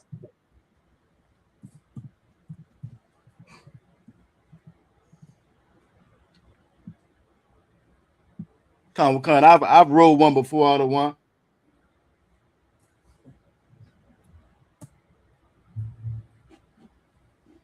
It's a lot. Ridden a horse. Who's ridden a horse before? Y'all type in there. Who rode a horse before? Who's ridden a horse? Anybody ever ridden a horse before? All right, Sister Raj, she rode a horse. Officer Yagadars rode a horse. All right. First of all, a real horse is about 6 feet tall. That's at the horse's mouth.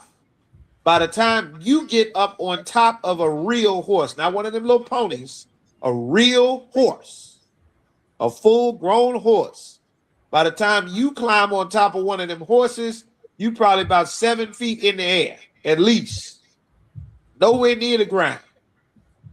When Christ returns, because of the amount of war that God is going to bring to the planet to get salvation for Blacks, Latinos, and Native Americans, it's going to be so much blood by surface area, by volume, that it were up to the horse's mouth. The thing you put in the horse's mouth to steer the horse left or right, he says it's going to be so much of a high volume of blood for the amount of war and death that Christ is going to send on the earth before he gets here and after he gets here with the 200 million angels that are the UFOs. That's why Donald Trump made a space military. That's why they went to outer space in the first place, to look for and find so that they could fight God. You understand? That's the purpose of it. So that's what the Lord is saying is coming. You understand? I think you moved the question. But riding the horses, you understand, that's what that was. The Lord said for us to arise. This is how we get salvation. The Lord wants us to take our spirit out of loving America, out of loving this world and this society, so that we focus on building our own. And that is something that we have not done. Not as Muslims, not as Christians, not in the Navy, not in the Army, not as Navy SEALs or Rangers or airmen or sailors. We have not built our society. We haven't. And that's what Christ commanded us to do. And we've never been given the instructions to build our society. That's why we keep getting killed. That's why our babies are in immigration dog cages, in prisons, in ICE detention centers, because Latinos went to church instead of the ISUPK, where God's protection is. And as a result, they don't have God's protection. And the oppressor who hunts us is able to do evil things to us as a people because we do not obey God, because we eat pork and we smoke weed and smoke cigarettes and we have interracial marriages and we get high and we celebrate Christmas and birthdays and Easter and we worship the gods of the other nations. You understand? Like Allah, who is the God of the Arabs, was a rock in Mecca, in Saudi Arabia. Like that white image of Caesar Borgia, which is the white image of Jesus Christ, that the majority of our people were raised to pray to, so that in an emergency, when you need to reach out to God, you are praying to a false image of a man who does not exist, that the oppressors made him their God. It's just a picture. You understand? That's why when our people call out for God, the God we're calling to cannot save us. We've been watching for America to save us. Voting, marching, protesting, integration, getting laws and bills passed. All of the civil rights laws and bills that got passed are being revoked. Trump is revoking citizenship, birthright citizenship, green cards. All of that's getting revoked. All of it. Everything that changed since the civil rights bill. All your affirmative action, all your DEI, all of you thinking that the only reason that we succeeded is because we went to school, we got degrees, we got higher education. The only reason that you succeeded because they hated you whether you were educated or not is because legislation was passed that they had to give you an opportunity. They had to allow you to work for the government. They had to allow you to work for the city and the state. They were forced to. Diversity is the only reason that the white man's America was forced to start to kind of treat you like a human being, was because of legislation that Donald Trump is week by week getting rid of all of it. You understand? Our people need to wake up. Keep reading. And depart. The Lord said, wake up and depart. Take your spirit out of America. How do you do that? You get in these ISUPK classes. You sign in for attendance. If you are a brother, you get in your all black and you contact the school and say, I want to be a trooper in the ISUPK so that I can start to join and do my part to build the force to fix our people before we all lose our homes, before we all lose our housing, before we all lose our jobs. Before, you understand? Gather yourselves together before the decree come forth. There's a decree coming forth to wipe you out. You don't realize it. For a very long time, our people thought that because I do right my way here, and I just pay my taxes, get my registration going, I just do my thing, and I don't bother anybody, that nobody would bother me. That's a lie. You've been lied to. Entire races of people hunt us. They hunt your neighborhood. They want your house as an investment property. They want your children as sweat equity. They want you to kill your babies in Planned Parenthood so that they can take the aborted fetus cells to use them as flavor enhancers in their food, in their soft drinks. This place is not our rest. We were led to believe that America was sweet and wonderful, in Hollywood, in Vegas, in Universal Studios, in Miami, in the Big Apple. God wanted us to hate this place, hate it enough to separate and build our own world separate. That's what's required. But we can't do that as Christians and Muslims. Keep going. For this is not your rest. God said this place is not our rest. This isn't the place where we go to make it, where we go to become a great success, where we're supposed to be beloved and become the champion for the empire.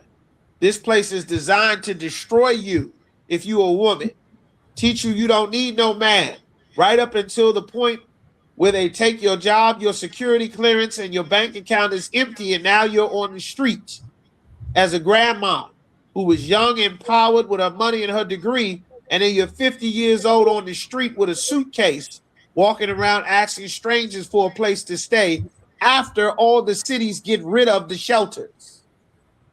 You have no man. You have no husband. You fought a man so that he couldn't have more than one wife. So all the beloved grandkids that would love you, that would have houses and resources to make sure that you never became homeless, all of them got aborted. While every woman was empowered and strong and not needing no man, and married to your career. Well, now Donald Trump is taking the career, and you got $800 of student loan debt a month and mortgages you can't afford. Kids that's in court. Like our society, like this was backwards.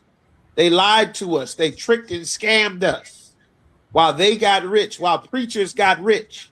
They sold a white woman's feminist movement to black women that did not have the white woman's problems. And they used it to eat us alive. While the white woman became Christy Noam and she became Caroline Lovett, you understand? Our sisters became single mothers in dangerous neighborhoods because of the kids that they raised without a man, because the lying preacher said, woman, thou art loose. And God didn't say, woman, thou art loose. God said, woman, you belong to your man. The head of the woman is the man.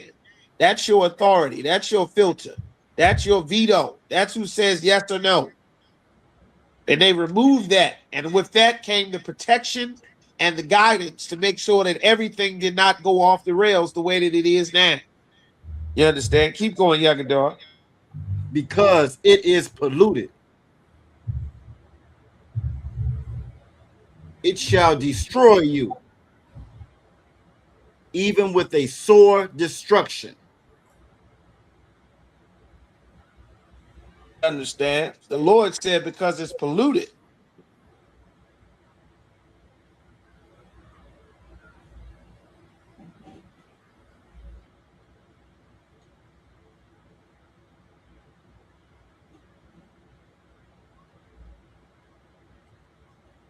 You froze on the screen out of one if you can hear us.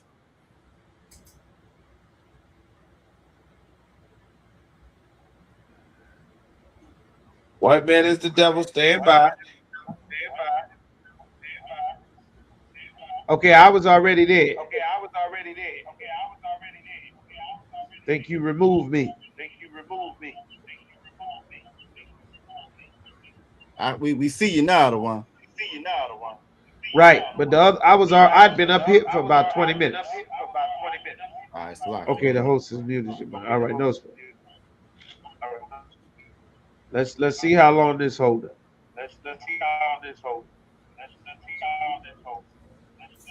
Say something. because it is polluted, it shall destroy you even with a sore destruction.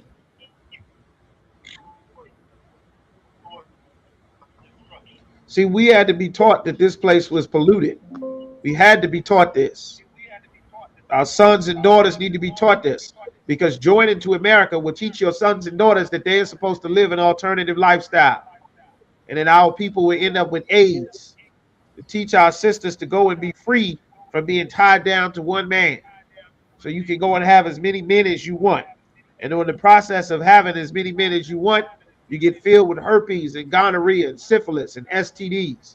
And then you pass them along to your unborn baby because your womb is polluted from living America's free sexual love lifestyle that they've been building since the 60s and the 70s, before all of these diseases even existed. Like, it is polluted and it's designed specifically to destroy us. You understand? Keep going, Yagadar. Verse 11. If a man walking in the spirit in falsehood do lie. All right, you can go ahead and drop that. Give me the next scripture you got up, please. The next scripture was on First Ezra chapter 8 and 84. Give me that. Therefore now shall ye not join your daughters unto their sons. The Lord said we should not join your daughters to their sons. This is integration. The Lord said we are not supposed to join. You must teach this to your Black, Latino, and Native American sons. You don't realize what lessons America has taught them. Your teenage sons need to know that all their hip hop and rappers are telling them that they're supposed to have the strap on them. You must teach this to your 14, 15, 6-year-old son so that he doesn't get caught and end up shooting his girlfriend in self-defense with a gun he's not supposed to have and get 15 years in prison for a plea deal. You must teach him that.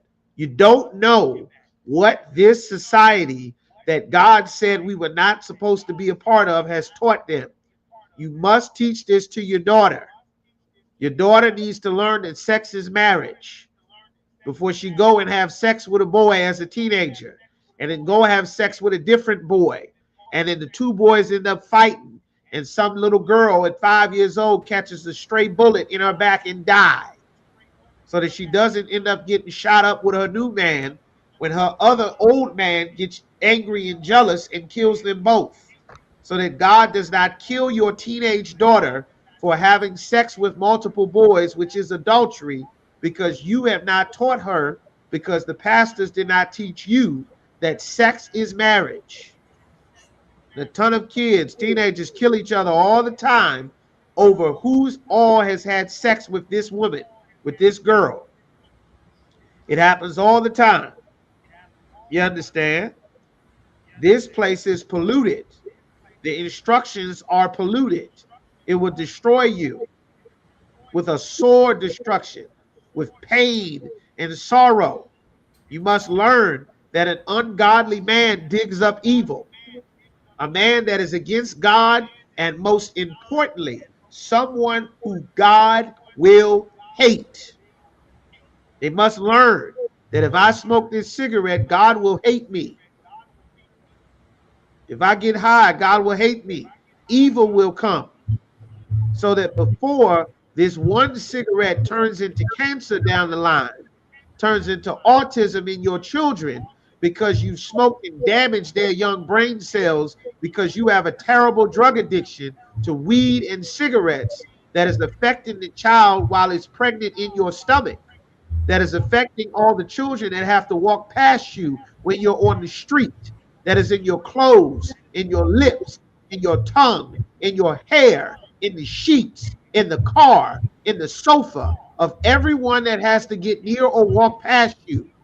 Secondhand smoke is worse than firsthand smoke because you can't get the secondhand smoke out of you because you aren't inhaling the smoke to exhale it.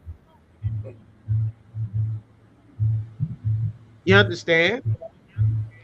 So that before your drug dealer needs you to get more addicted, more high, so it doesn't take longer before you come back. So this time there might be some dust in your weed, might be some fentanyl in your weed, might introduce you to Percocets, might introduce you to cocaine, might introduce you to heroin. You understand? Something that you can't get off is eating away at your skin and your nails and your hair and your teeth and sucking your face in and tearing up your bones.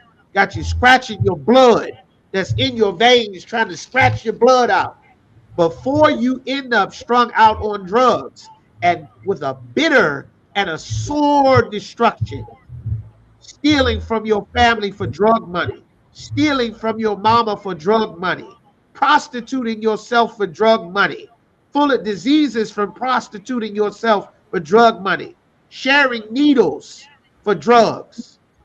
And then you end up with some terrible debilitating disease that takes your life eventually. That's a sore destruction. It's a sore destruction to work all your life to think that I'm strong and independent and no man tell me what to do, for you to be in a vulnerable situation with no one who cares to fight for you because you've been a monster and a dragon all your life trying to rule over men. And the only thing that was actually keeping you afloat was the fact that the society benefited from you being vain and arrogant and rude to the men that the Lord put over you to protect you. And now your money is gone and your car is repossessed and you cannot afford your rent and your mortgage and your security clearance is gone. Donald Trump taking them every month. And now the millions of dollars that you've given to your preachers in every city, oh, we ain't got it. Black women have given Christian preachers $11 billion every single year. Every year. You don't have a farm to show for it. Don't have an apartment complex to show for it. Don't have a rental mortgage assistance to show for it. Don't have a healthcare system to show for it. Don't have a safe neighborhood, a good school system, good healthcare system, nothing. We got nothing to show for it. We've been scammed thinking that these systems that are in place were designed for us. Our people were supposed to get in the ISUPK and build the kingdom of heaven, and we would have everything that we need, even though we were still in captivity. Integration told us to stop building our kingdom, to stop doing for black and brown. It told us to join our oppressor. That's why the Lord said this in Ezra. Keep reading that Ezra. Neither shall ye, Salakia, neither shall ye take their daughters unto your sons. You're not allowed to take their daughters to your sons. You aren't allowed to have jungle fever and the swirl and mejor la raza. Go find you a white girl to make half white babies with straight hair. You understand? Thinking that that's going to make the white man, you understand, not look at you like the children of the illegals. Well, I'm a legal Spanish. I'm legal. I vote. I pay my taxes. I straighten my hair. My daughters don't have curly hair. We straighten our hair out. I go to church. I change the pronunciation of my last name. I'm not one of them. I'm not a construction worker. I don't work in landscaping. I'm not a yard worker. I don't work in no restaurant. I have a good corporate job. I'm Diaz. I'm Castillo. I'm Alvarez. I'm not Alvarez. I'm not Alvaro. I'm not Castillo. That's not me. I'm proper. I vote. I'm a Republican. I will vote for Donald Trump. Now you got your nigga wake-up call. Your light skin not going to save you. Your light bright damn near white not going to save you. Your money not going to save you. Right now, the government the racist January 6ers are auctioning off all of the seized houses, cars, and property that all of our brothers and sisters who thought they were a part of America, they are auctioning all your trucks, all your money from your hotels, your money from your restaurants, your money from your businesses, everything that our people gathered that you thought was going to make you a part of America, it is all being taken away. From the projects you fought and murdered over, the projects where you sold dope, all the gangs that you ran across being bad, all the Latino gangs fighting each other, the Rican gangs, the Haitian gangs killing, fighting each other, everything that we did except building Christ's kingdom is all being taken away. Everything. God told us to gather ourselves together, and our people for decades have largely ignored the prophets that the Lord sent. And the clock is running out. Keep going, Yagador. Verse 85. Moreover, ye shall never seek to have peace with them. The Lord said we were never supposed to seek to have peace with them. Who understands? Do you understand what that means? It says seek to have peace with them. What does it mean to seek to have peace? Who knows what that means? What does it mean to seek to have peace? Seeking to have peace is not the same as having peace. Seeking peace is different from having peace. The Bible says, if at all possible, be at peace with all men. That's what it says. It also says that the Lord is a man of war. You said Salakia, somebody said Salakia? Go, sir. Salakia, sir, does it mean to go out your way to try to befriend them or I don't know, to be peaceful with them? Yes. Okay. There you go, Sister Raj. She went and got the dictionary definition. Okay. Got the dictionary. Actively working to obtain their peace. Yes, that's correct. You seeking to have peace with them. You understand? The Lord said, don't seek to have peace with them. You seeking to have peace with them means you'll take on their religion. Well, we don't. We pray to God this way. We put a carpet down and we bow and slam our heads on the floor. You understand? Well, since I want to be your friend, I'm seeking to be at peace with you. Let me see if I can understand your religion. What do you say? Is this what you say? Yeah, we say this to praise Allah. Okay, well, I'm not a Muslim, but let me, for the sake of our friendship, I will help you praise Allah. No, we're not seeking to have peace with them. Oh, Allah is good. Allah is not good for us. No, we don't do that. Praise Jesus. Hallelujah. No, we don't praise Jesus. Hallelujah. Because your Jesus is a white man. And it matters. All praises, no. The God of your all praises is not the God of the Bible. Shabbat Shalom. The God of Shabbat Shalom is not the God of the Bible.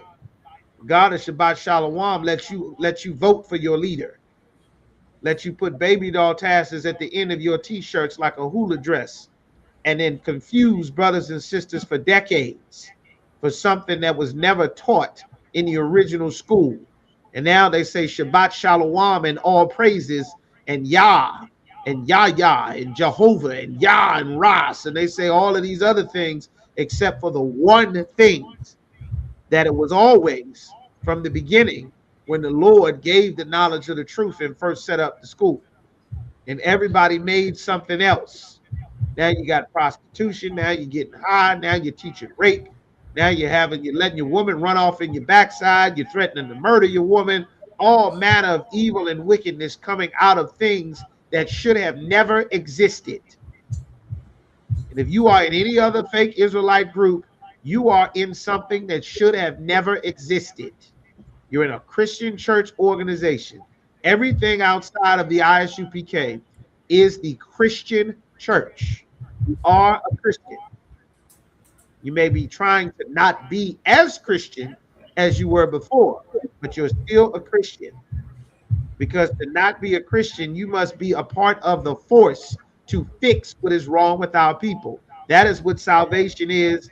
That is what it means to serve Christ. That is what it means to obey God. There's a job. There's a reason and a course for the life that you're living that our people don't know about. That's how the LGBT is able to suck our people up. The gangster lifestyle can suck our people up. The military can suck our people up. Politics can suck our people up because our people don't know what to do with our lives. We don't know what our life is for. Keep reading, Yagadar. That ye may be strong. Why did the Lord say that we should not seek the peace of the other nations? Why?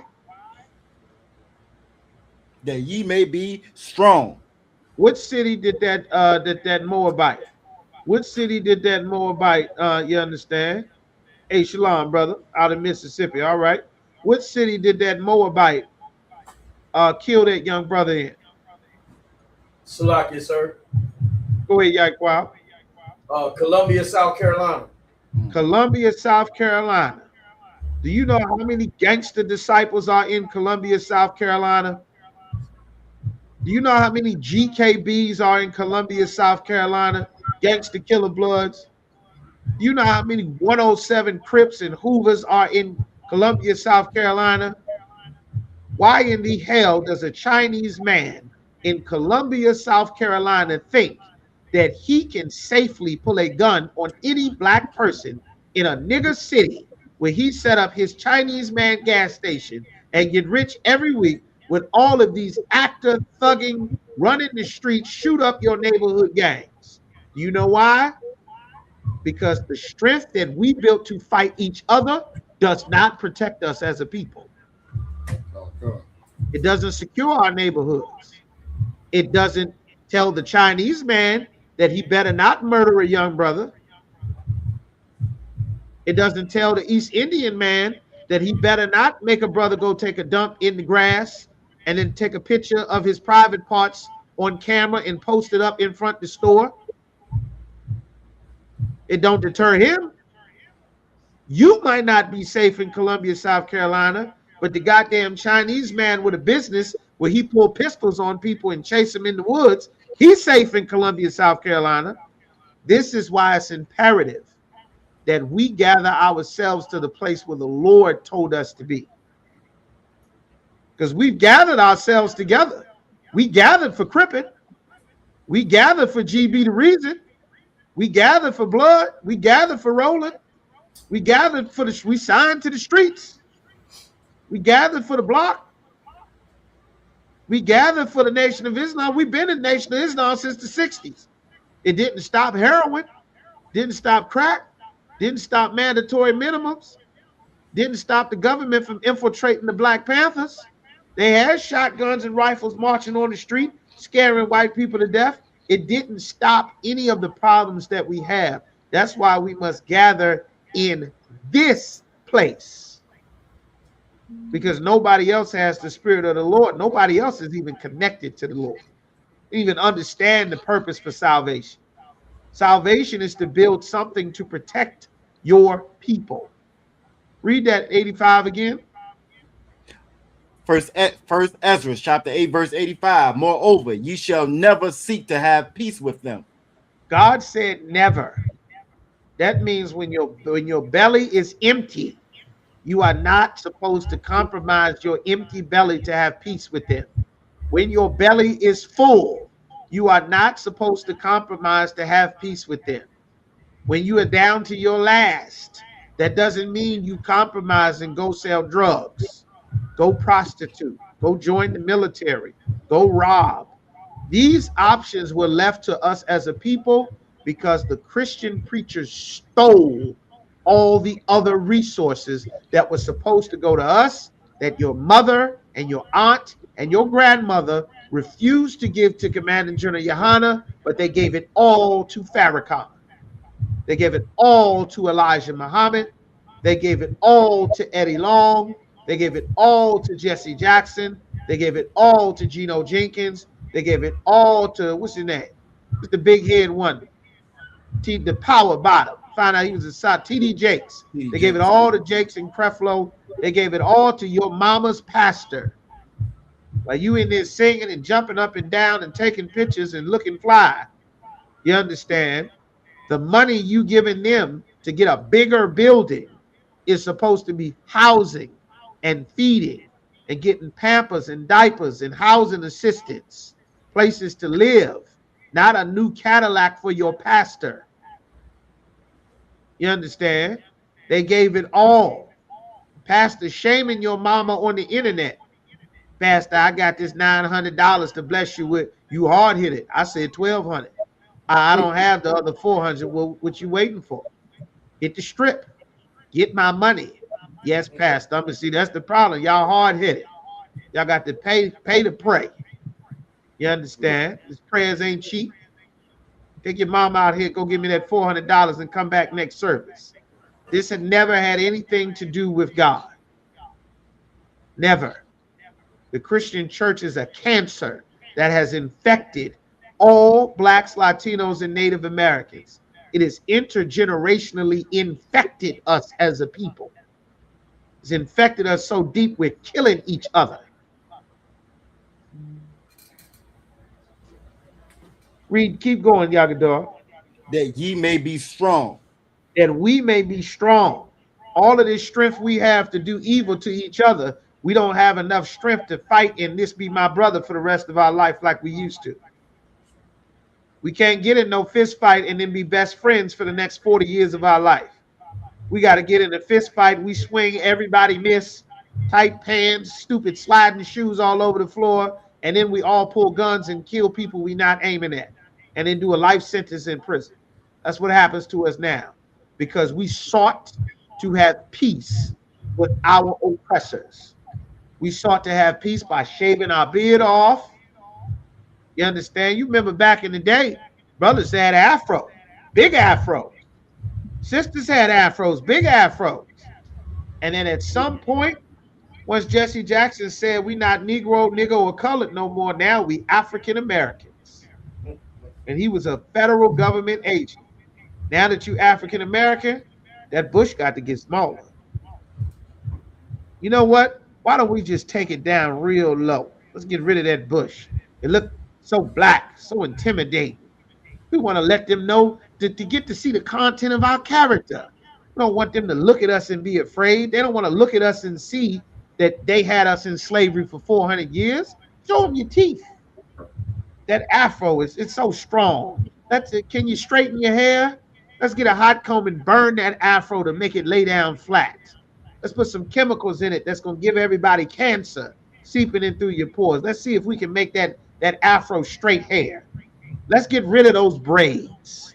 After about 6th grade, I did this study about a decade ago. After about 6th grade, every young girl, them little girl braids, that hair, all that shit is over.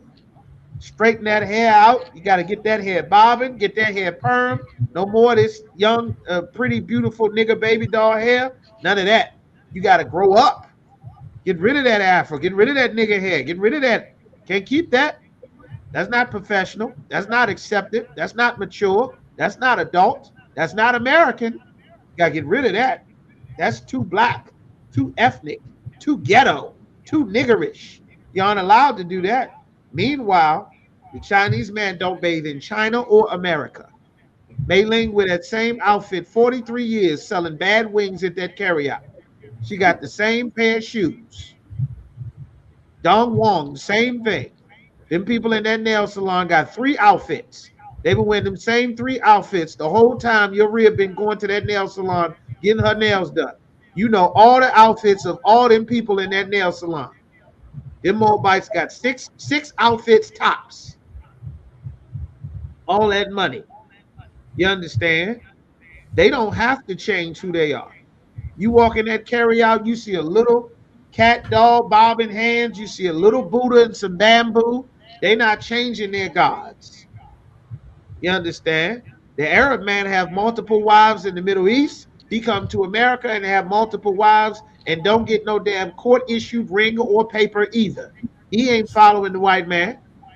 Let one of them wives decide they're going to leave him. She going missing. They had a big thing with that all throughout the country called it honor killings. That daughter don't want to go and marry to who he planned to marry her off to.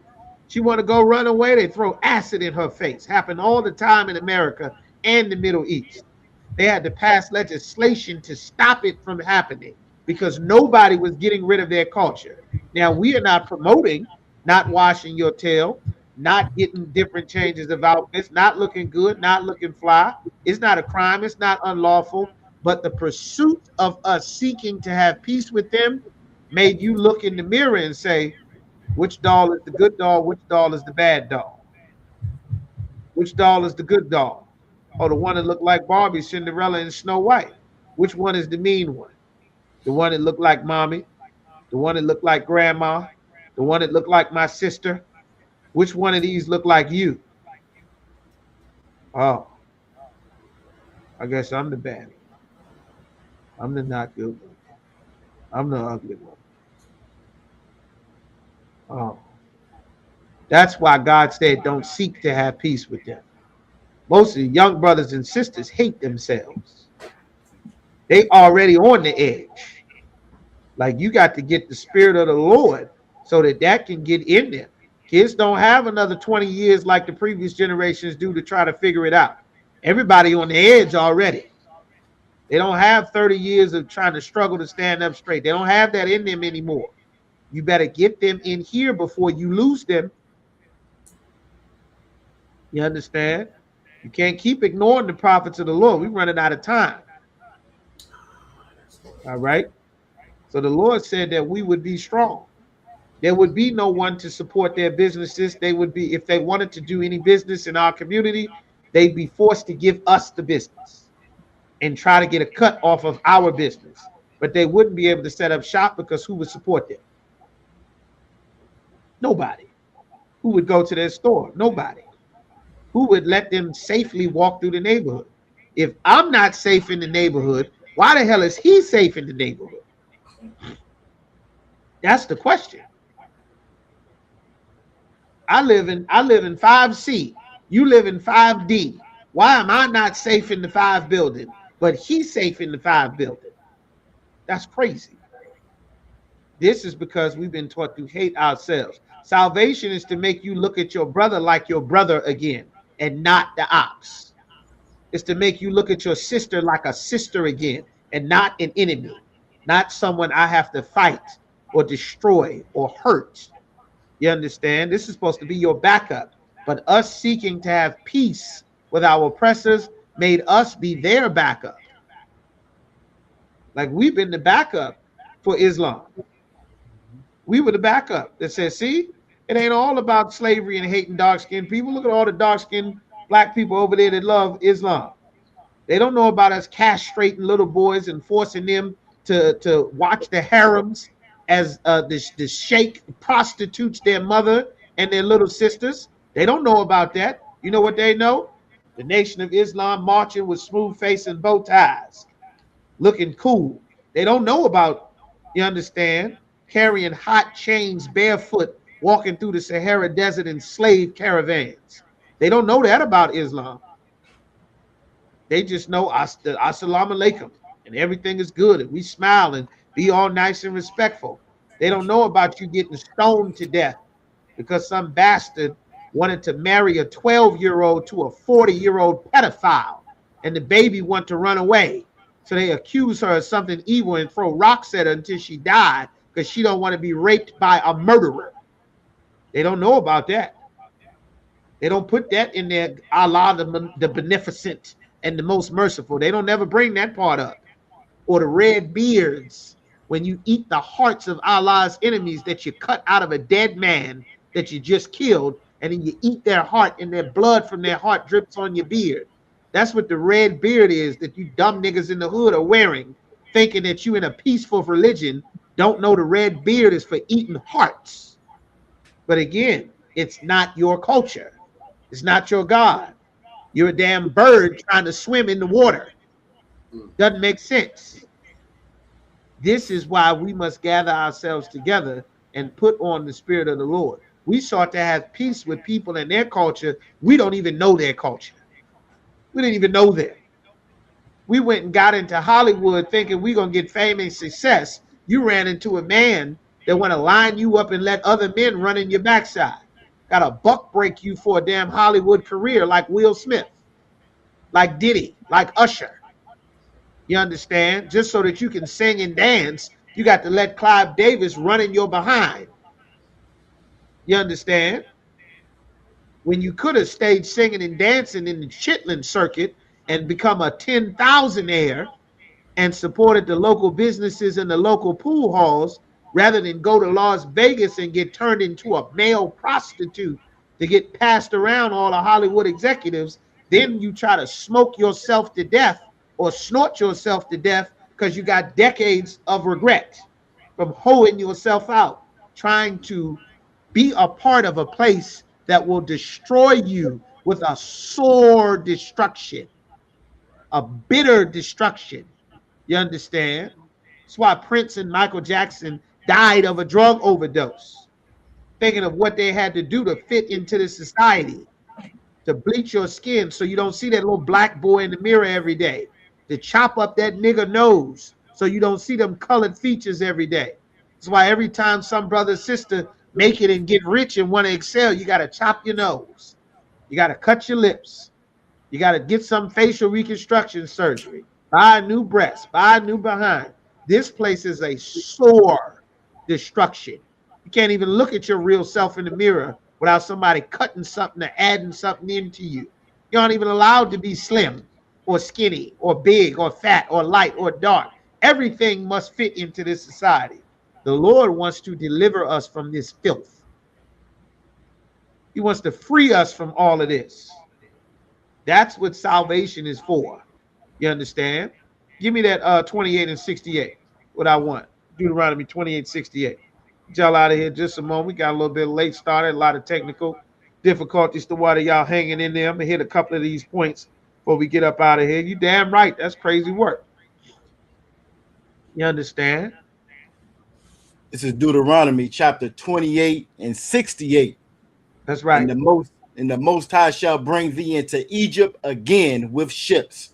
The Lord said, this is a prophecy in the Bible that the true biblical ethnic Jews, this is you, black man, black woman, West Indian, Haitian, this is you, so-called Latino man, woman, Native American, contrary to what you believe or what you have been told, they don't even teach slavery in schools anymore. So you'd never learn about it if not for the ISUPK. But the transatlantic slave trade started by taking natives from the Taino Islands, which today is Puerto Rico, and from the coast of America and the Carib and the Arawak Islands, taking the natives from what we know as Puerto Rico and Dominican Republic and Haiti, taking them back to Seville, Spain, to be slaves in Europe. That's when the transatlantic slave trade started. The oppressors were so dirty and filthy and filled with diseases that our people did not have any immunity to.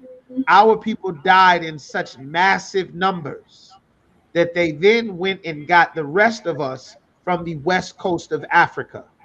And that started the other half of the transatlantic slave trade, which went on for centuries. This is a biblical prophecy that is identifying the identity of the so-called Negro, Haitian, and West Indian. That you are not an African. You were never an African. That's why they sold you. The map for the old place that they called Africa was called the land of Wida, or the land of Judah, because it was named after us. We had established such great empires in West Africa that when the white man came to it, it was obvious who was not one of them. It was obvious by the smell who wash and bathe every day and who doesn't, who sticks their head up in elephants behind, and who has a city with gold. You understand? Who bathes in an animal's piss, and who has running water in pipes in their homes, who lives in a mud hut, who has brick houses, who has banks and treasuries, who are iron and leather workers. The Africans don't do that. They still don't do that. They changed the names and drew lines all through West Africa. None of those countries ever existed. Those people and tribes knew we would have an entire empire that we built, and they were able to take it over after the white man stole everything and they sold us to them because we are under these biblical curses for disobeying the God of the Bible. And you must teach this, because there is a way that your sons and daughters must learn to navigate. Your mother must learn this. All that being a nice, sweet old lady is not going to stop her from getting her hip broken and her jaws curb stomped by the goddamn police officer. What's the name of that devil? Keenan Thompson something, that just beat the piss out of some autistic sister, busted her lip, busted her mouth, busted her nose, bloodied her up, slammed her on the ground. He beating on this autistic sister that's about 110 pounds, punching her in the face like he's in a goddamn UFC match in North Carolina. Thankfully, the North Carolina district attorney and the police force saw fit to get rid of this piece of garbage and fire him and bring him, that's right, Carson Hyder. May God Almighty that sit in heaven curse Carson Hyder. That's right. That's right. May God give Carson Hyder's mother all the cancer, all the high blood pressure, his father, his brothers, his sisters, his wife, if she's a heathen, and his children. May they all get cancer and hives and rashes and fever and panic attacks and strokes. May they all suffer horribly and get every evil thing that God Almighty in heaven has to give for the cruelty that this bastard did to this system. You understand? By Hashem Yahweh. People must learn they must pay for the evil that they do to our people. They must pay. And we don't have the power to make them pay, nor are we advocating violence to make them pay. But we do have a God who is a power that sends evil and good, that makes light and darkness. And he can send his power to get us justice. And we have to earn the right to get such justice from our power by keeping his laws, statutes, and commandments and obeying the Most High. You understand? Keep going, whoever's reading. By the way whereof I spake unto thee. Meaning our homeland in the Middle East, where we come from. We come from the Middle East. The northern half of our people, the house of Israel, was the northern kingdom. They left during the Assyrian captivity and came over to North, South, and Central America hundreds of years before Christ was even born. Before we even left the Middle East and fled to the west coast of Africa, they had already left. The mission of salvation is to reunite so-called Hispanics, Latinos, and Native Americans back to so-called black people. That's what salvation is for. Yabakar, give me Matthew chapter 10, verse 5 and 6, Baba Kishar. Keep going, Yagador. Thou shalt see it no more again. Meaning we would not see our homeland again. That's why if you ask all the black people that you know, every aunt, every friend, every cousin, every co-worker, any nigga you see anywhere, ask them, what is their nationality? What race are we? I promise you, everyone will not give you the same answer. Go and ask any Korean man about Chinese. Ask any Ethiopian about Nigeria. And I promise you'll find out that we are not the world, that all people are not the same. Go ask an East Indian about Afghanistan. Find an Arab and ask an Iranian about Lebanon. See if he tell you we all the same. Nobody will tell you that but the people who don't know their identity. That's why this prophecy says we would not see our homeland again. We don't know what race we are. And if you can't teach your children what their identity is, that means that anybody can come along and give them a new identity. Keep going. And there ye shall be sold unto your enemies. And when we got off hold on 1 second now. You got to know how to break that down, Yagadar. Can't just run through that stop sign. And there, in that place where we got off those slave ships, we would be sold on auction blocks all throughout Mississippi. There's a brother in here from Mississippi, all throughout South and North Carolina, even though it was only one Carolina at the time, all throughout Virginia, all throughout Maryland and Kentucky, all throughout Florida and Georgia and Alabama, all throughout Louisiana, all throughout Mexico and Panama, throughout Colombia and Brazil, throughout Cuba and Hispaniola, the Dominican Republic and Haiti and Martinique and Barbados and St. Kitts and Nevis and Lucia and the Bahamas. We were sold to who? Your enemies. We were sold to who God calls our enemies. Who were we sold to? Your Y'all enemies. go ahead and answer in the chat. I'm going to speed up. I want you to type who bought us off of those slave ships. The good ship Jesus. The Nina, what is it? The Nina Pinta and Santa Maria. Who sold us on those auction blocks? Who bought us? Who did that? Because God said that those people that bought us were our enemies. No, no, not our enemies. That's what it says. Who are our enemies? Who were the people that bought us? Who are they now? Your kids need to know this. Your sons need to know this. Your daughters need to know this. You understand? The Portuguese, the Dutch, the Irish. Who are they today? What do we call these people? That's right, sister. White people. That's who we were sold to. They must learn that. We must learn that. That is a safety thing. We must learn this. God wants us to know this. So you won't know who you need salvation from.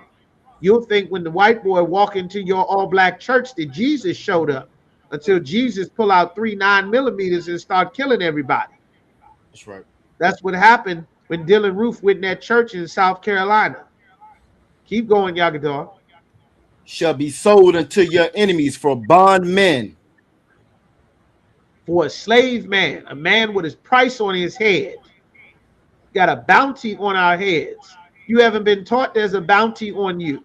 You've been taught you in America. You understand? And you'd be shocked. Why the teachers racist to me? Why the teachers call us names? Why the teachers pull my hair? Why the teachers paint a bullet wound on my son for Halloween? No, some white teacher painted a bullet wound with a bullet hole and some blood leaking out a young baby's head for a Halloween costume. This baby went to school at 4 years old, and she painted a bullet hole in his head for Halloween. You better bring them in here so that they can get prepared. Keep thinking you got time to wait for a time to have a talk. God didn't say wait for no time to have a talk. He said teach these laws diligently unto thy seed before they learn good or bad. You better make sure they know. You think them lions care that gazelle can't walk yet? The hyenas don't care that zebra just fell out of their mama. Them hyenas ready to eat that gazelle. They eat the damn mama if the mama couldn't get away too. Rip the baby out and eat the baby before the baby's born. The Lord called these other nations the beast of the field. You would not go to China and set up a business over the top of Chinese people in the ghetto, but they will come to your neighborhood and set up a business over the top of you in the ghetto. You must learn this. Keep going, Yagador. And bondwoman. For a man or a woman with a price on their head. That's why they advertise to you to get separated from your man. To be queen, diva, boss lady, don't need no woman. Teacher in Florida hang a black baby doll in her classroom in front of the children. Put that up there. Sister DeBar said that. That's crazy. If you don't stand up and fight for your heritage, you show the other races of people they don't have to respect you. You think some Arab respects you being a Muslim and he know the history of what his people did to you? You think the white Christians respect your nigger Christianity? You singing and whooping and juking and bucking around. They used to beat and whip us to force us to do that. We learned that because the Greeks was butchering brothers and sisters to not eat pork. They forced us to do that jumping around and juking and bucking that they call praise dancing in church now. Your grandma don't know nothing about the Bible. They were hanging babies from trees to force us to do them stupid praise break dances that your grandma doing in church with the white slave gloves on so they don't see your nigger skin touching their food while you serve them in the big house. Don't know what you doing on that usher board. Everything in life is about race. Everything. Now read what you got, Yabakar, please. Okay. Matthew chapter 10, verse 5. These 12 Yahweh sent forth. Christ sent forth 12 disciples. It says these 12 because there were more disciples than the 12 disciples. The 12 were the senior men that controlled the school under Christ. There were more than 12 disciples. Keep going. Give me the other scripture, NATAZACH, where it talks about the 70 disciples. Because I think we got some new brothers and sisters in class that never heard it before. Y'all got time? Y'all can hang in there with me a little bit. I'm trying to get y'all out of there. I know the time coming up. Salaki, y'all. I'm going to get y'all up out of here in just a minute. Keep going. And commanded them. And gave these 12 in order. He gave those disciples orders. What were the orders that Christ gave to his men to complete the mission that God Almighty in heaven sent him to do on earth? Keep going. Saying. What did he say? What were the orders that Christ gave his disciples? Go ahead.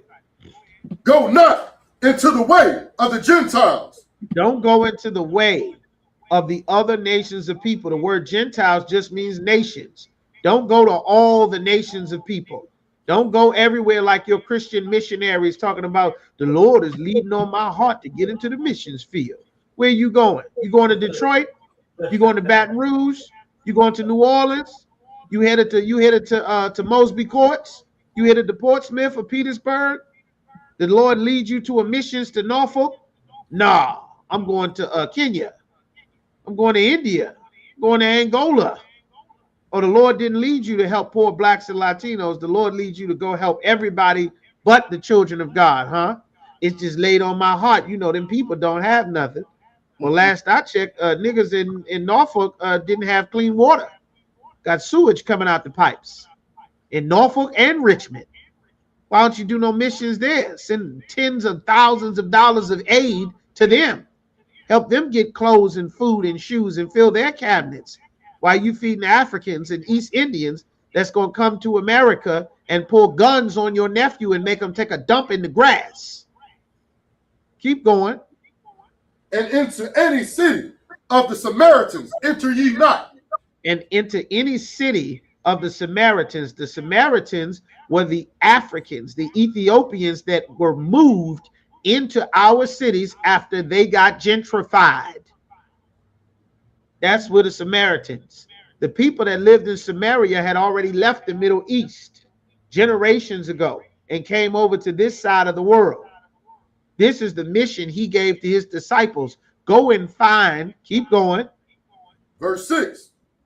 But go rather to the lost sheep of the house of Israel. Instead of going to everybody like church teaches you, Jesus love everybody. He said specifically, go and find the lost sheep of the house of Israel. That's the only people he sent his disciples to. He specifically told them not to go to all people. That was the first set of the instructions. Don't go out there loving everybody. Go and find these people, just them. If niggas don't live in the city, don't even go into the city. Don't even go there if there are none of these people there. Keep going. Verse 7. And as ye go. As you go to blacks, Latinos, and Native Americans, keep going. Preach. Preach. Teach them. Teach them what? Saying. This is what you tell them. Go ahead. The kingdom of heaven is at hand. The kingdom of heaven is at hand. That's what we're learning about building the kingdom. How do you build the kingdom? You go get the lost sheep of the house of Israel so we can gather ourselves together and serve Christ. The kingdom of heaven is at hand. Keep going. Verse 8. Heal the sick. Heal the sick of our people. All the cancer, all the high blood pressure and diabetes and gout and fibroid and thyroids and bad backs and feet and kidneys and heart problems. Heal the sick of our people. Not all people, not all the boys and girls and children of the world. Keep going. Cleanse the lepers. Cleanse the lepers, the sick and terminally ill and ostracized of our people. So mentally ill sisters don't get beat to piss at a goddamn traffic stop. by some white boy. Keep going. Raise the dead. Raise the dead. Bring our people up from their dead state so they can have their identity, so they can know who their God is. What is their language? What are they supposed to celebrate? What food do they eat? What sex are they supposed to have so they don't get full of diseases by having the wrong type of sex? How to have a marriage, how to deal, how to maintain your food, how to live your life. What is the purpose? What's the goal? What is it all about? Keep going. Cast out devils. Cast out devils, the demons, the evil spirits on our people, from all the abuse, from not knowing your father, from all the molestation, all the prison time, all the drug addiction, all the heroin addiction, all the abuse, everything. Heal the sick, cast them out, get them out of OnlyFans, out of prostitution, out of being porn stars, from all the child molestation that they've had. Repair the relationships with your people. Teach brothers how to deal with each other without killing each other. Teach sisters how to deal with each other without talking about each other behind their back, without hating each other, without making your sister hate herself, making your brother hate himself, making your children hate themselves. That's what salvation is for. Not to love the white man who would kill us all if he had an opportunity. Keep going. Freely ye have received. I have freely given you this. This is the gift of God for his people, his children, not all people. Give me Christ in the 17 and 9, Yaquab. Give me John 17 and 9. Finish that up. Is that the end of that, Yaquab? I mean, Yagador? Damn. No more yahs. Nobody else getting no yahs in their name from now on. We yah'd out. Freely ye give, freely ye receive. Meaning the Lord sent us here to do this so that you can get salvation. Not all people. All people need salvation. We need salvation from all people. So we have our own land, our own food, our own God. So nobody steals our music, steals our dances, steals our love for one another, steals our children. You understand? None of our tribes end up in dog cages. Keep going. Or on reservations where you don't even know they exist. Keep going. Verse 9. Salaki, that's it. That's it. Go. That's it. That's it for you. The water. What you got, Nataza? Are you holding something? Sir. Give it to me. This is Luke chapter 10, verse 1.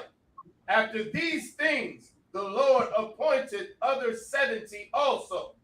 Put that up on the screen just so that you know the 12 disciples were not the only men that served Christ. The Lord appointed another 70. 70. I'm going to bring the scripture out as often as I think of it because nobody else knew that there were more than 12 disciples. The Last Supper was not just 12 brothers sitting in a room. It was filled with brothers and sisters, full of brothers and sisters. The 12 sat at the chief table because they were in charge. The Lord appointed another 70 disciples also. Keep going. And sent them 2 and 2. He sent them 2 by 2.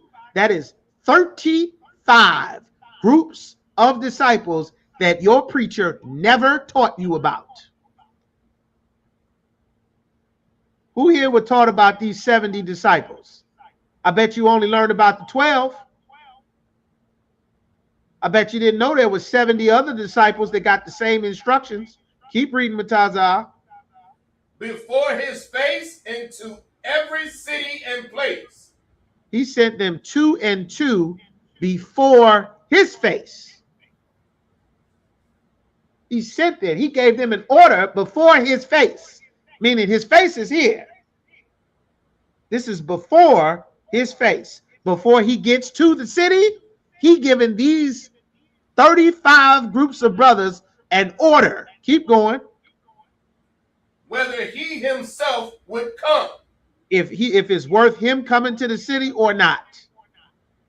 You never learned about these 70 other disciples. These brothers was working too. Their names did not get recorded, but there were more brothers doing work. They weren't just doing this for him and the 12 just walking around. There was a ton of brothers in this work building the kingdom, because the kingdom don't come with observation. It's work to build it. Men doing work, losing sleep, losing time, losing money, being away from their wives and kids and children. It's work to build the kingdom, to build the nation. Give me what you holding, Yaquab, please. Come on, come. The book of John, chapter 17, verse 9. I pray for them. Christ said, I pray for them. These disciples that you gave me, Lord, that's who I pray for. Keep going. I pray not for the world. I'm not praying for everybody on the planet. I'm not praying for all the boys and girls and children of the world. I'm not here for all that. I ain't here for that. We've been lied to and told that Christ loved and prayed and died for everybody. Christ said out of his own mouth, I ain't here for everybody. I ain't going to everybody's house. I don't love everybody. You understand? So, lock you take it from there real quick. Take it from there real quick. Give me a second. Keep going. But for them which thou hast given me.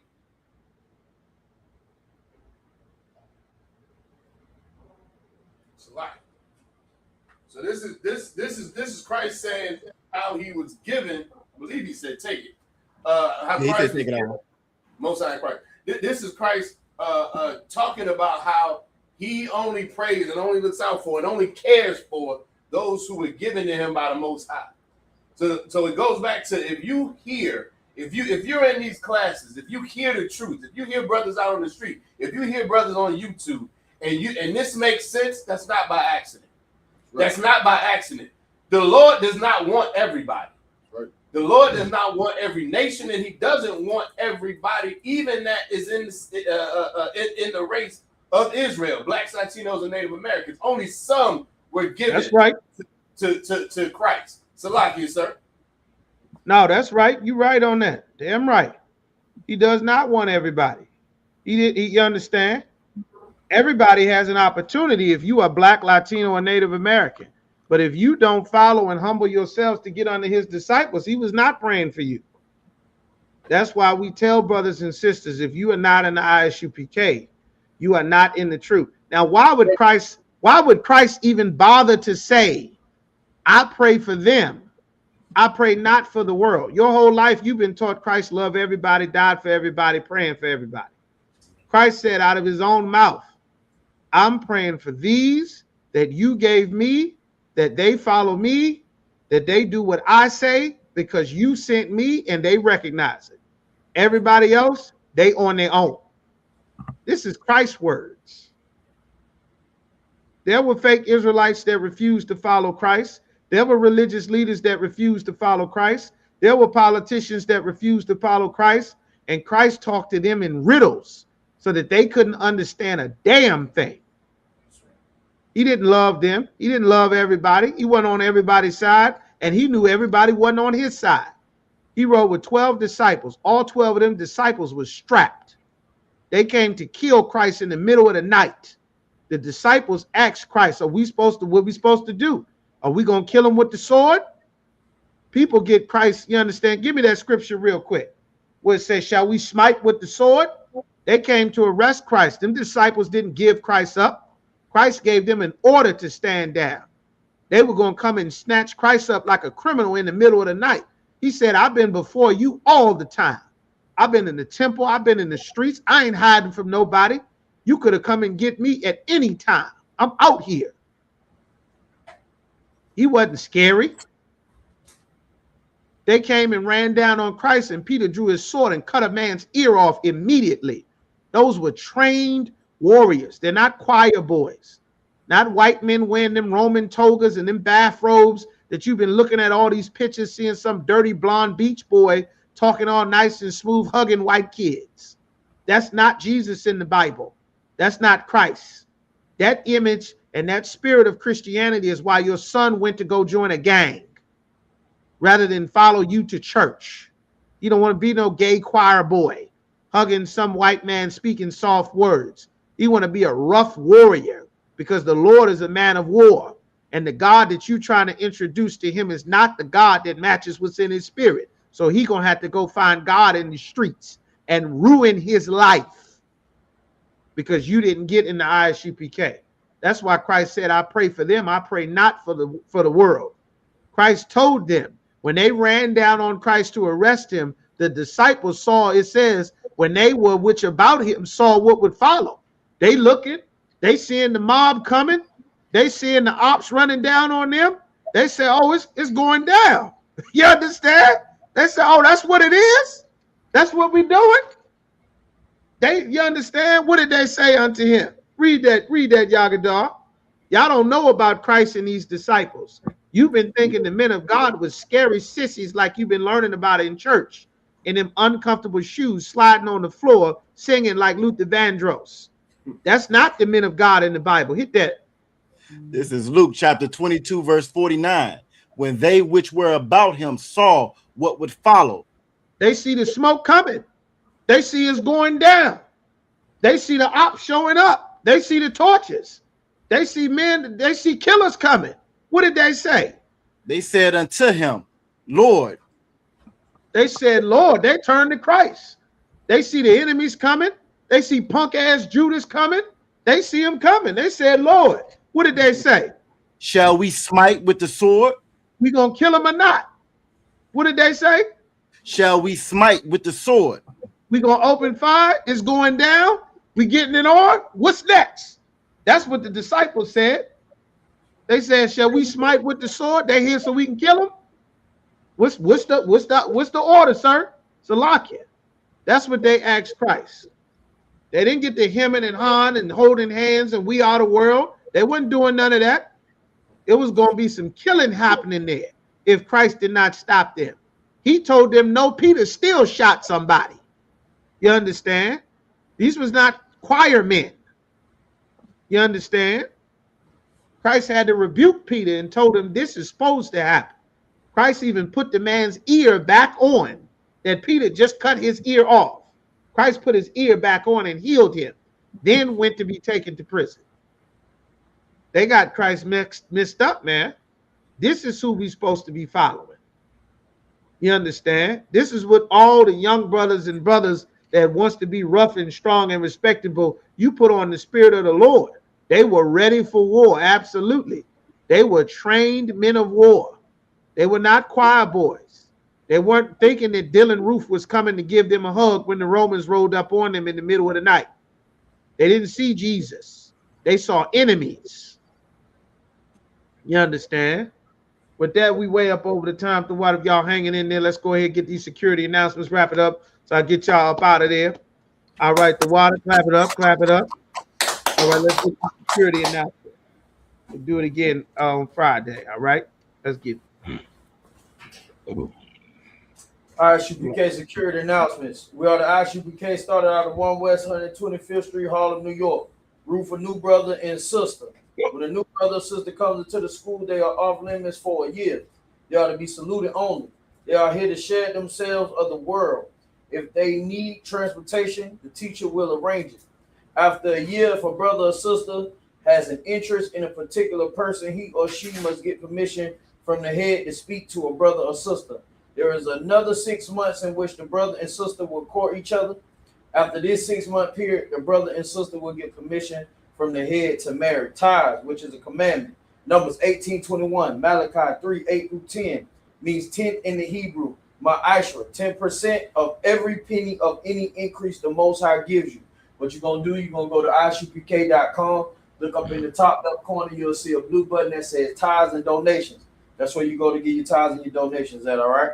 Priest fund, free will offering for priests, not mandatory, whatsoever amount you would like. The next upcoming holy convocations is the memorial, the blowing of the trumpets, all right? So when you're in the school, check the bulletin boards for that and stay checking in with your camp leader and make sure when those dates coming up when we start that, all right? Any brother want to come into the school to be a trooper, he needs to start wearing all black boots, shirt, pants, headband, or scarf. Any sister wants to come into the school, she needs to have her head completely covered and wear a modest dress. All right. And with that, we're gonna give a courtesy salute to the teacher. Sisters, Yeshavian, men of Israel, Imajim. Men of Israel, Imam Shabbat. Imajim. Barak.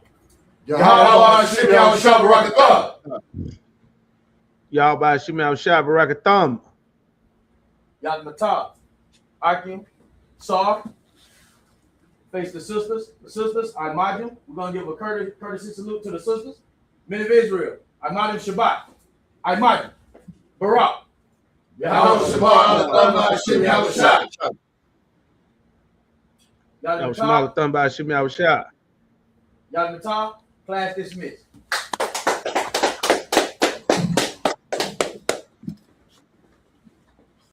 Hey, listen, brothers and sisters, man. If you like what you hear, hit the subscribe button, man. Subscribe to this channel. And also, please, go to ISUPK.com and pay your tithe. Drop me some cash so we can move around this planet like we need to, man, and do the things we need to do.